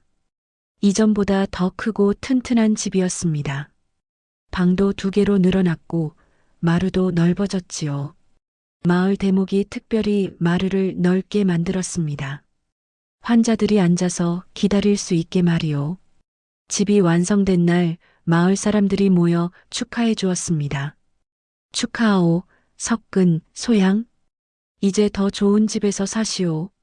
소양은 눈물을 흘리며 사람들에게 절을 했습니다. 고맙습니다. 정말 고맙습니다. 이 은혜를 평생 잊지 않겠나이다. 한 아낙네가 웃으며 말했습니다. 은혜는 무슨, 우리가 받은 은혜가 더 크지. 이제 우리 마을 사람이니까 당연한 일이요. 마을 사람들은 이제 소양을 받아들이기 시작했습니다. 주막 출신이라는 낙인은 아직 완전히 사라지지 않았지만 적어도 그녀의 의술과 인품은 인정받았지요. 그날 저녁 마을 사람들이 모두 떠나고 석근과 소양은 새 집 마루에 나란히 앉았습니다. 나리, 얘의 낭자, 소녀가 나리께 고백할 말씀이 있나이다. 소양은 떨리는 목소리로 말했습니다. 처음에 소녀는 나리를 믿지 못했나이다. 또 다른 장소일지도 모른다고 생각했지요. 석근은 조용히 듣고 있었습니다. 하지만 이제는 알겠나이다. 나리는 이 세상에서 가장 선하고 따뜻한 분이시라는 것을. 소양은 석근을 돌아보았습니다. 나리 아니, 서방님. 이제 소녀는 진심으로 서방님의 아내가 되고 싶습니다. 석근은 얼굴이 붉어졌습니다. 낭자, 저 같은 사람이. 서방님은 저 같은 사람이 아니옵니다. 서방님은 제 생명의 은인이시고 이제는 제 마음의 주인이시옵니다. 소양은 석근의 손을 잡았습니다. 석근도 소양의 손을 꼭 잡았습니다. 저도 낭자를, 아니 부인을 진심으로 아낍니다. 두 사람은 서로를 바라보며 미소 지었습니다. 그날 밤 별이 유난히 밝았습니다. 달도 환하게 빛났지요. 두 사람은 새 집에서 첫날 밤을 보냈습니다. 진정한 부부가 된 것입니다. 그리고 그날부터 석근과 소양은 더 이상 나리와 낭자가 아니라 서방과 부인으로 서로를 불렀습니다. 마을 사람들도 두 사람을 부부로 인정했고 축복해 주었지요. 하지만 행복은 오래가지 못했습니다. 한 달 후 석근과 소양의 삶을 뒤흔들 큰 시련이 찾아왔으니까요. 영조 20년 가을이 깊어가고 있었습니다. 석근은 요즘 들어 산 깊은 곳을 자주 탐험하고 있었습니다. 소양이 환자를 치료하는 데 필요한 귀한 약초들을 찾기 위해서였지요. 어느 날 석근은 지리산 가장 깊은 곳까지 들어갔습니다. 평소보다 2배는 먼 곳이었지요. 해가 중천에 이르렀을 때 석근은 놀라운 것을 발견했습니다. 큰 바위 아래 이끼가 낀 그늘진 곳에 붉은 열매가 달린 식물이 자라고 있었습니다. 석근은 가까이 다가가 자세히 보았습니다. 잎의 모양과 줄기의 형태가 심상치 않았지요. 이것은 혹시? 석근은 조심스럽게 뿌리 부분을 살펴보았습니다. 땅을 조금 파자 사람 모양을 한 뿌리가 드러났습니다. 산삼이었습니다.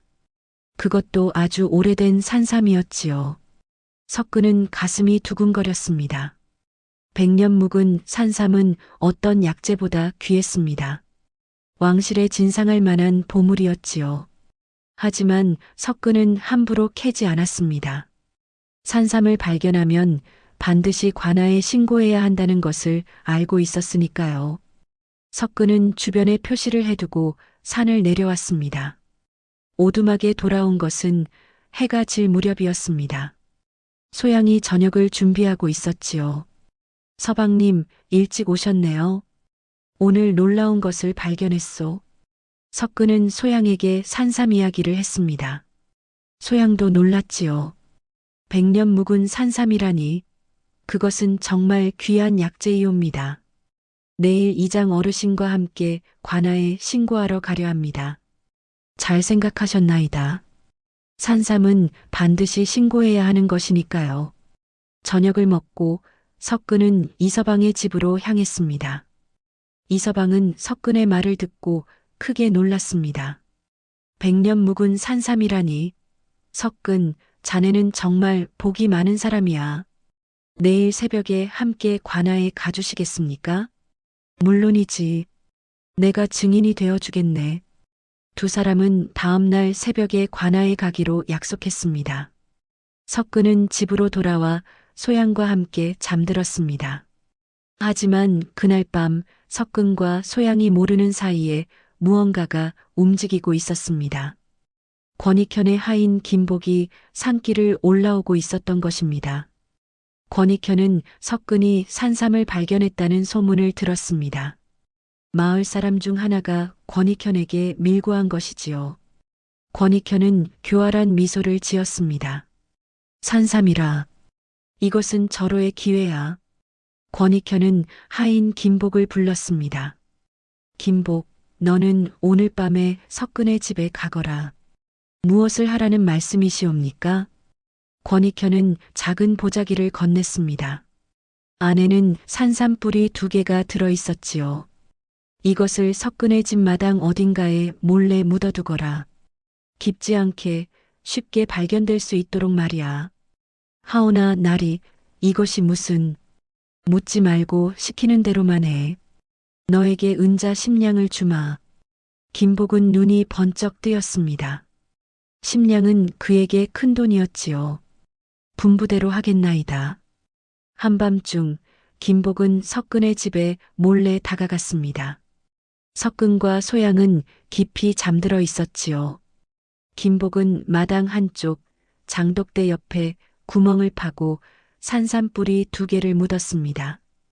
얕게 쉽게 발견될 수 있도록 말이지요. 그리고 다시 조용히 사라졌습니다. 다음 날 새벽 석근은 이서방과 함께 관아로 향하려고 했습니다. 그런데 집을 나서기도 전에 관아의 나졸들이 몰려왔습니다. 석근을 체포한다. 무슨 일이옵니까? 석근은 놀라 물었습니다. 산삼 밀렵 혐의다. 내가 산삼을 몰래 캐서 숨겨두었다는 제보가 들어왔다. 아닙니다.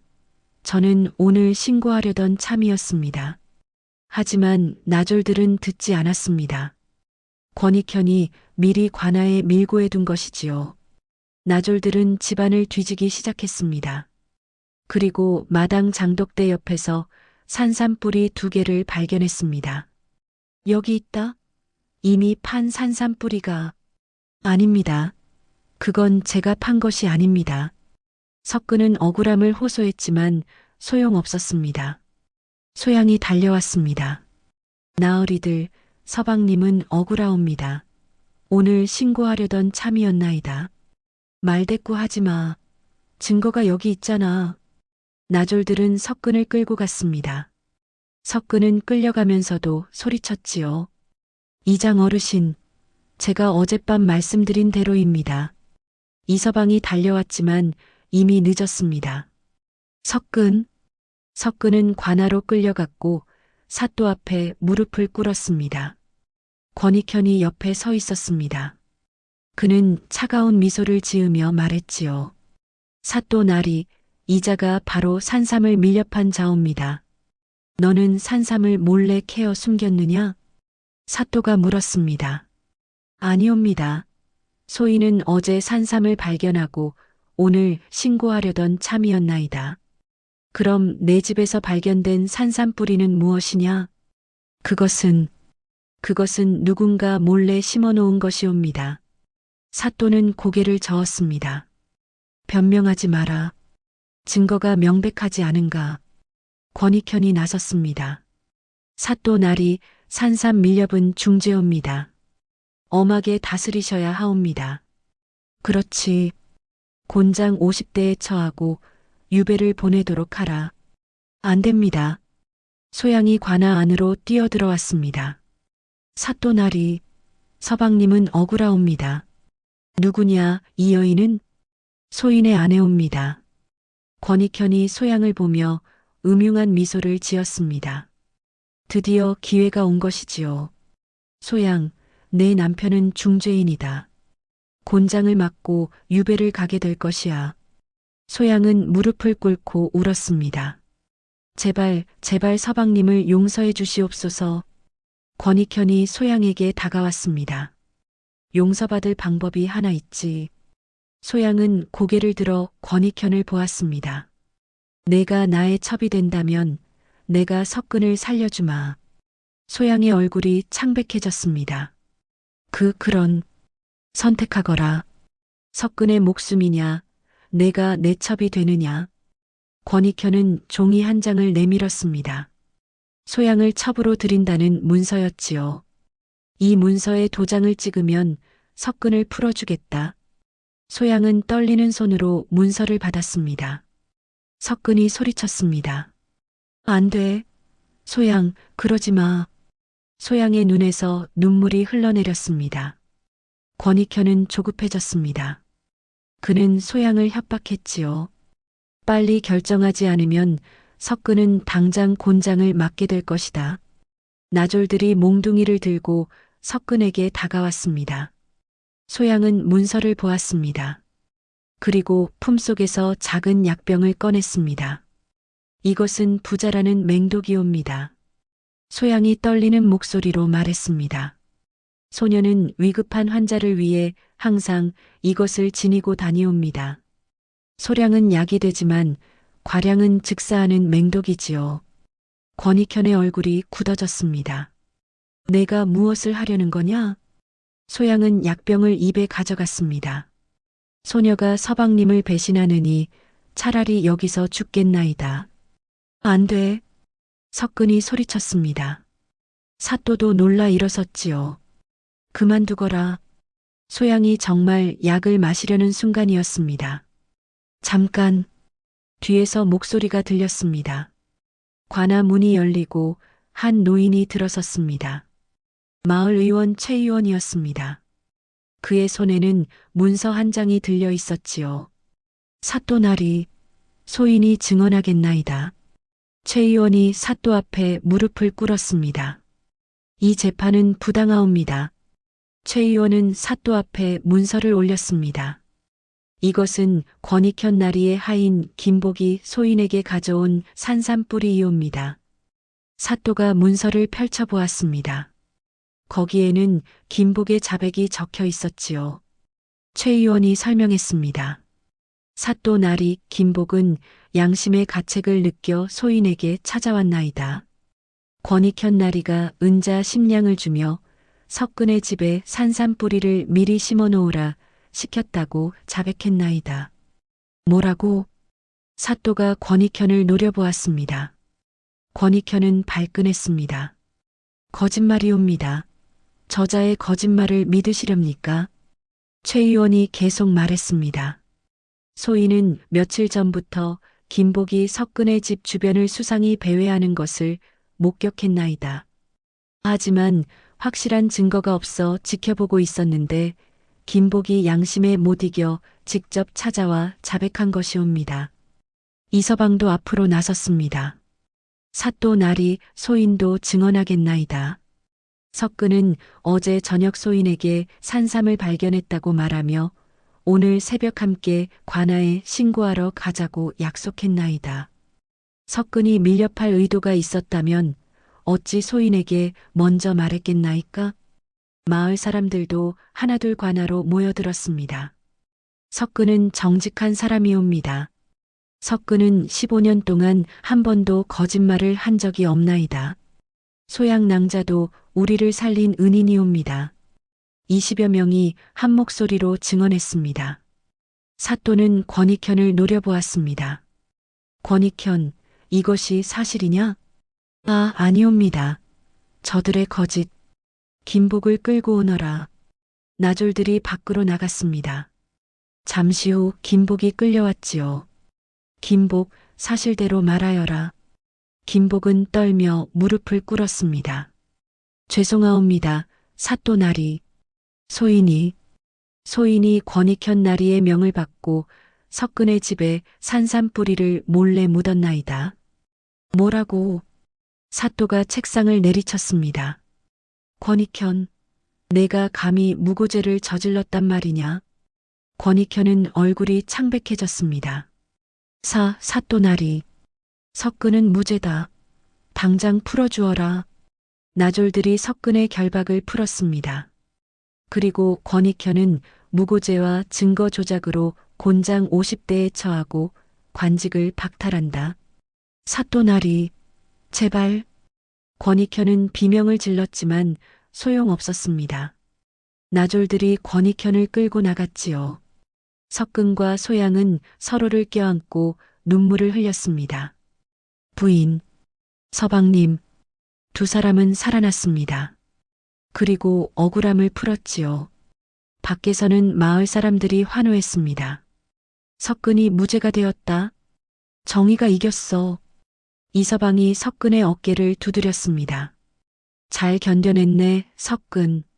최 의원도 소양에게 말했습니다. 소양 낭자의 용기가 서방님을 살렸습니다. 소양은 최 의원에게 깊이 절을 했습니다. 어르신께서 증언해주지 않으셨다면? 아니요. 진실이 승리한 것뿐이요. 석근과 소양은 집으로 돌아왔습니다. 그날 밤 두 사람은 오두막 마루에 앉아 별을 바라보았습니다. 서방님, 오늘 정말 무서웠나이다. 저도 그랬소. 부인이 독약을 마시려 할 때 심장이 멈추는 줄 알았소. 소양은 석근의 손을 꼭 잡았습니다. 하지만 소녀는 진심이었나이다. 서방님을 배신하느니 차라리 죽는 편이 나았을 것이옵니다. 석근은 소양을 끌어안았습니다. 이제 괜찮소? 우리는 이겨냈소. 두 사람은 서로를 끌어안고 한참을 그렇게 있었습니다. 하늘의 별은 밝게 빛났고 바람은 부드럽게 불었습니다. 시련은 지나갔고 이제 새로운 시작이 기다리고 있었습니다. 영조 21년 봄이 왔습니다. 석근과 소양이 만난 지 6개월이 지났습니다. 겨울이 지나고 따뜻한 봄바람이 불기 시작했지요. 이서방이 석근과 소양을 찾아왔습니다. 석근, 소양, 좋은 소식이 있네. 무슨 소식이십니까, 어르신? 송정포 포구에 빈 건물이 하나 있는데 주인이 다른 곳으로 이사를 간다네. 그 건물을 싸게 팔고 있다더군. 이서방은 계속 말했습니다. 내 생각에는 자네들이 그곳에서 약방을 여는 것이 어떨까 싶네. 산속보다는 포구가 환자들이 찾아오기 쉬울 테니까. 석근과 소양은 눈을 마주쳤습니다. 약방을. 그렇네. 소양의 의술은 이제 온 마을이 다 아네. 제대로 된 약방을 열면 많은 사람을 도울 수 있을 걸세. 하지만 돈이. 그것도 걱정하지 말게. 마을 유지들이 돈을 모았네. 모두 자네들을 돕고 싶어 하네.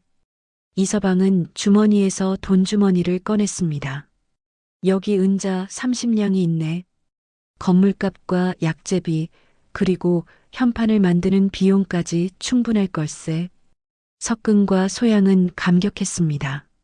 어르신, 이렇게까지 자네들이 우리를 살렸네. 이 정도는 당연한 보답이지. 석근과 소양은 송정포 포구의 건물을 보러 갔습니다. 포구 중심가에 있는 2칸짜리 건물이었습니다. 앞쪽은 넓은 마루가 있어 환자들이 기다릴 수 있었고 안쪽은 방 2개와 부엌이 있었지요. 여기가 좋겠소. 석근이 말했습니다. 소양도 고개를 끄덕였지요. 예, 서방님. 여기서라면 많은 환자를 돌볼 수 있을 것 같나이다.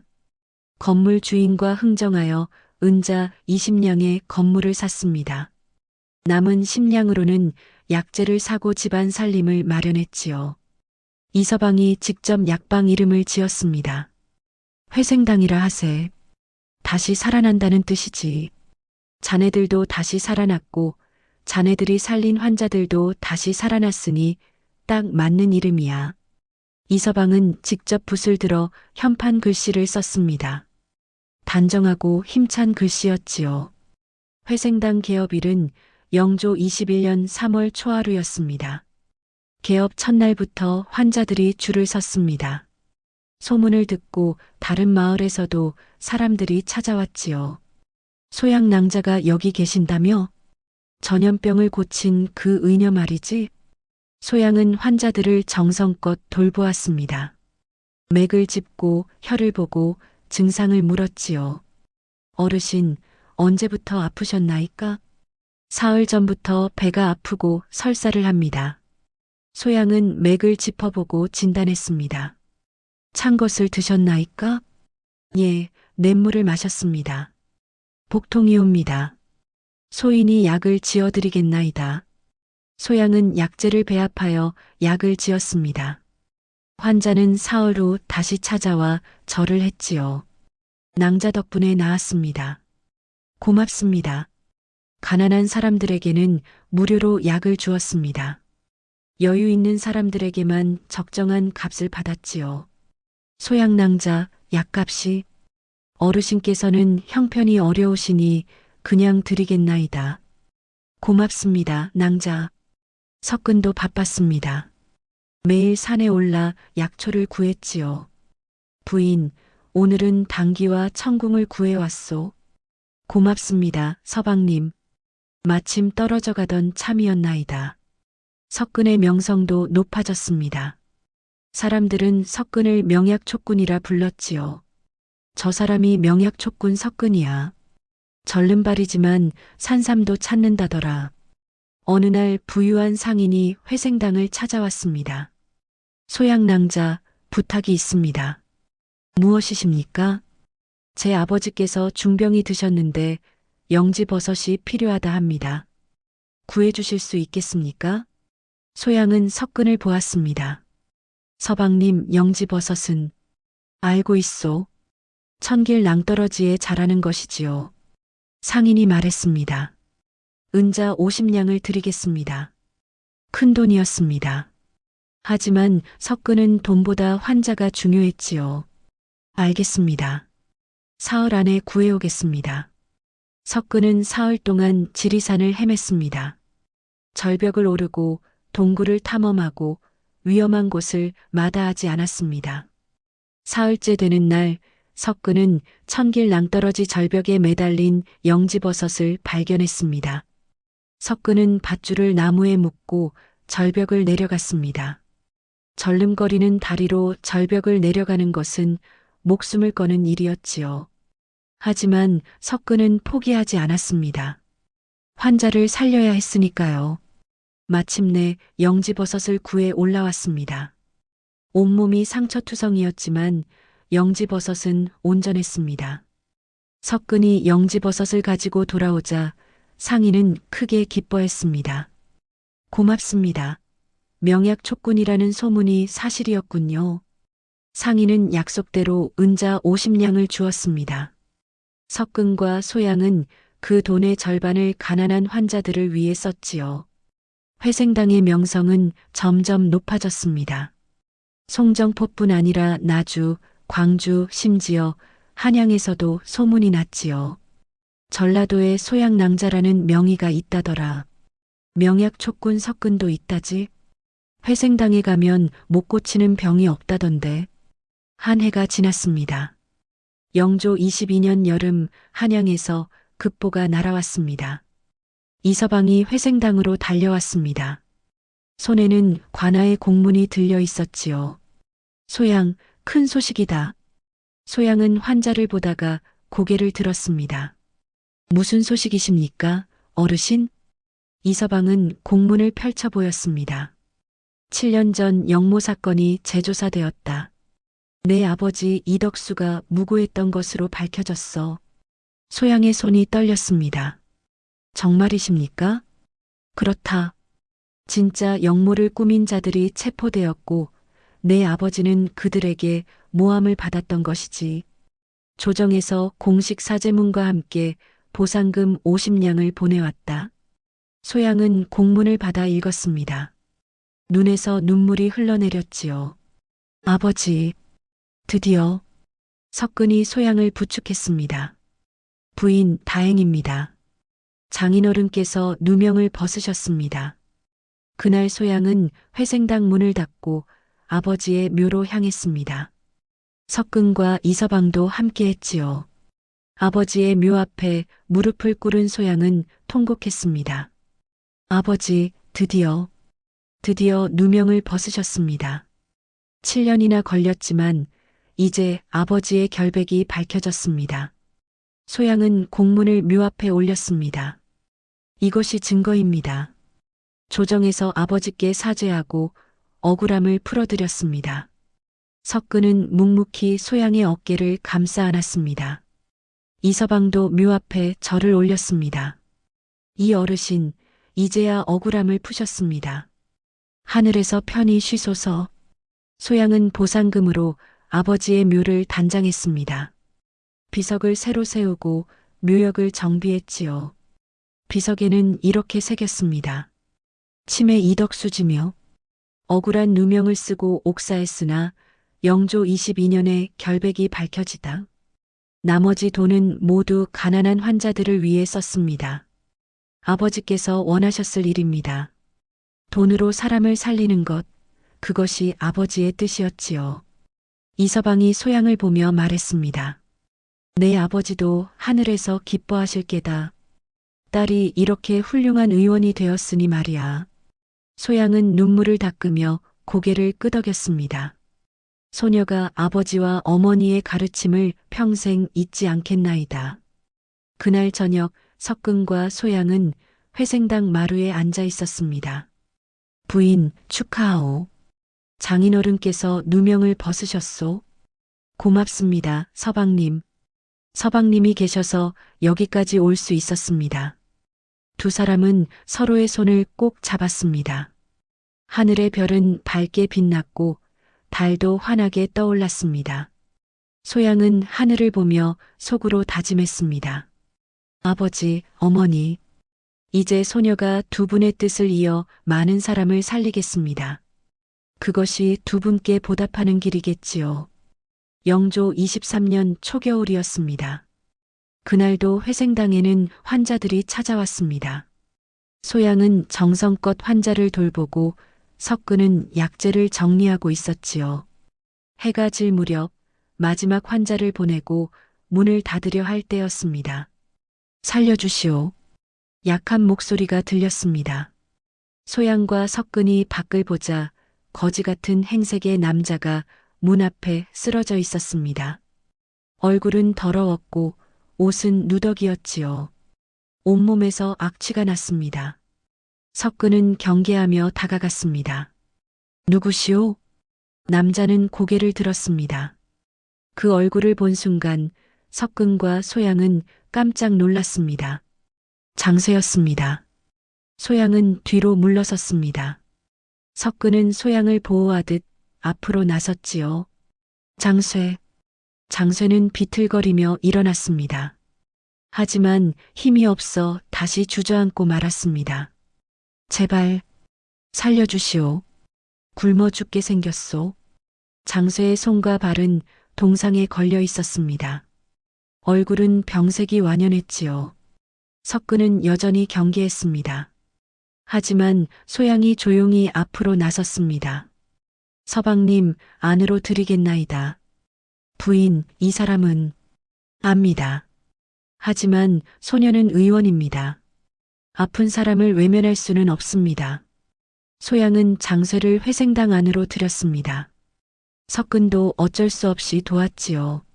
장쇠를 마루에 앉히고 소양은 물과 밥을 가져왔습니다. 드십시오. 장쇠는 떨리는 손으로 밥을 받았습니다. 눈물이 주르륵 흘러내렸지요. 고맙소. 정말 고맙소.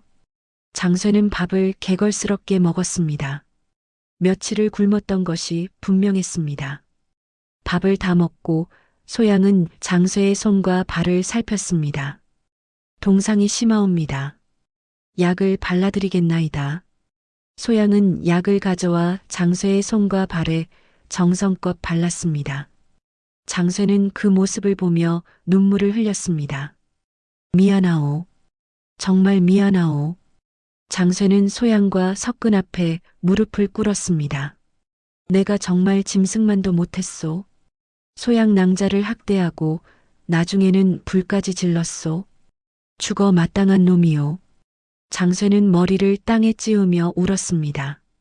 만선루는 파산했고 나는 관아의 수배를 받아 도망쳤소.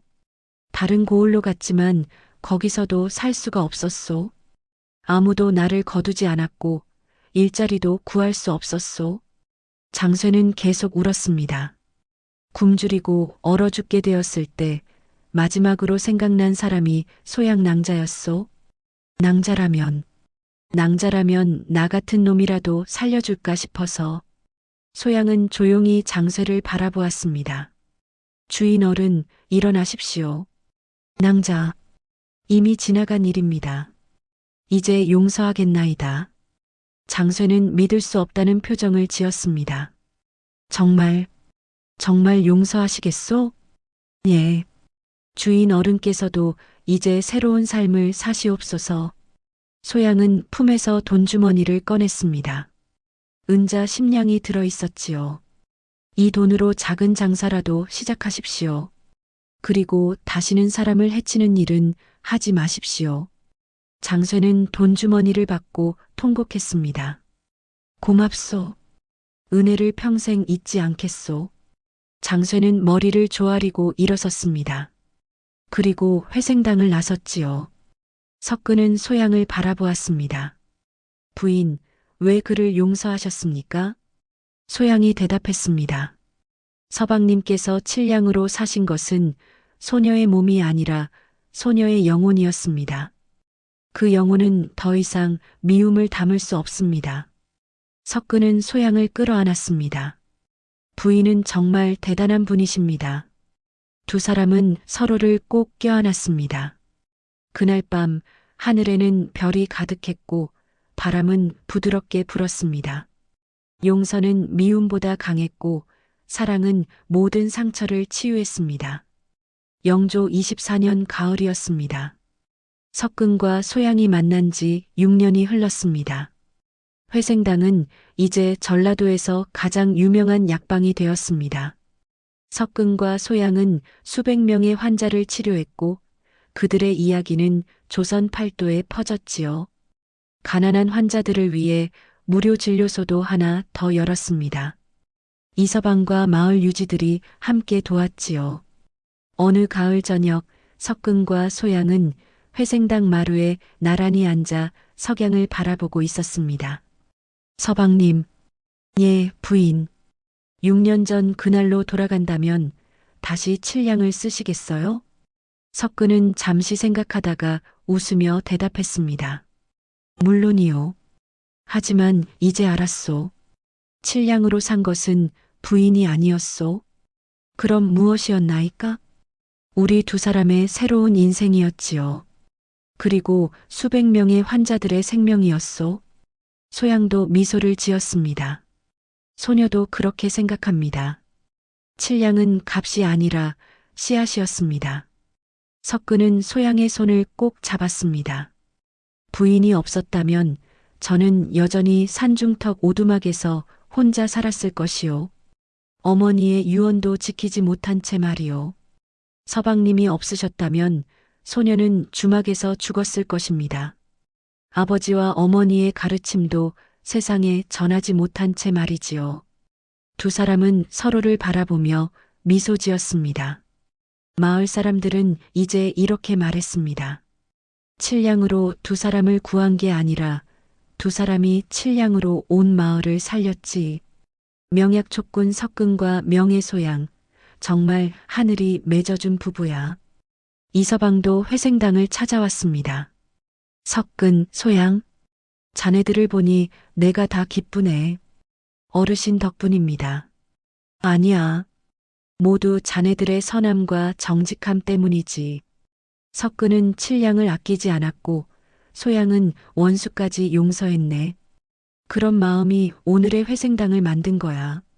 이서방은 회생당 현판을 올려다 보았습니다. 회생당, 다시 살아난다는 뜻이지. 자네들도 다시 살아났고 수많은 환자들도 다시 살아났네. 참 잘 지은 이름이야. 석근과 소양은 평생을 함께했습니다. 두 사람은 전라도 곳곳을 다니며 환자를 치료했고 가난한 사람들을 도왔습니다. 석근은 80살까지 산에 올라 약초를 캤고 소양은 마지막 숨을 거두는 날까지 환자를 돌보았습니다. 두 사람의 이야기는 전라도를 넘어 조선 팔도에 전해졌습니다. 칠량의 기적이라 불리는 이야기였지요. 사람들은 이렇게 말했습니다. 진정한 가치는 돈의 액수가 아니라 그 안에 담긴 진심이다. 한 사람의 순수한 마음이 세상을 얼마나 아름답게 바꿀 수 있는지 석근과 소양이 보여주었다. 옛말에 백절불굴이라는 말이 있습니다. 어떠한 난관에도 굽히지 않고 이겨나간다는 뜻이지요. 석근은 절름발이라는 장애를 극복했고 소양은 주막 여자라는 낙인을 벗어났습니다. 두 사람은 서로를 의지하며 모든 시련을 이겨냈습니다. 그리고 그 과정에서 수백 명의 생명을 구했지요. 어머니의 유언 죽어가는 사람을 살려라는 석근 자신과 소양, 그리고 수많은 환자들을 살리는 기적이 되었습니다. 그들의 사랑은 단순한 남녀 간의 사랑이 아니었습니다. 그것은 사람을 향한 사랑, 생명을 향한 사랑, 세상을 향한 사랑이었지요. 칠량으로 시작된 기적은 평생을 이어졌고 그 이야기는 후세에까지 전해졌습니다. 사람들은 지금도 말합니다. 돈으로 살 수 있는 것은 많지만 진심으로만 얻을 수 있는 것이 있다. 석근과 소양처럼 우리도 누군가의 칠량이 될 수 있다. 하늘은 선한 사람을 버리지 않았습니다. 석근의 다리는 끝내 낫지 않았지만 그는 누구보다 행복한 삶을 살았습니다. 소양의 과거는 지워지지 않았지만 그녀는 전라도에서 가장 존경받는 의원이 되었습니다. 두 사람은 하늘이 맺어준 부부였고 칠량은 하늘이 내린 씨앗이었습니다. 그 씨앗은 싹을 틔워 큰 나무가 되었고 그 나무는 수많은 사람에게 그늘을 제공했습니다. 이것이 바로 칠량의 기적이었습니다. 오늘 이야기가 어떠셨나요? 어디서 들으셨는지 댓글로 알려주세요. 그럼 다음 이야기에서 만나요. 건강하시고 복된 하루 되세요.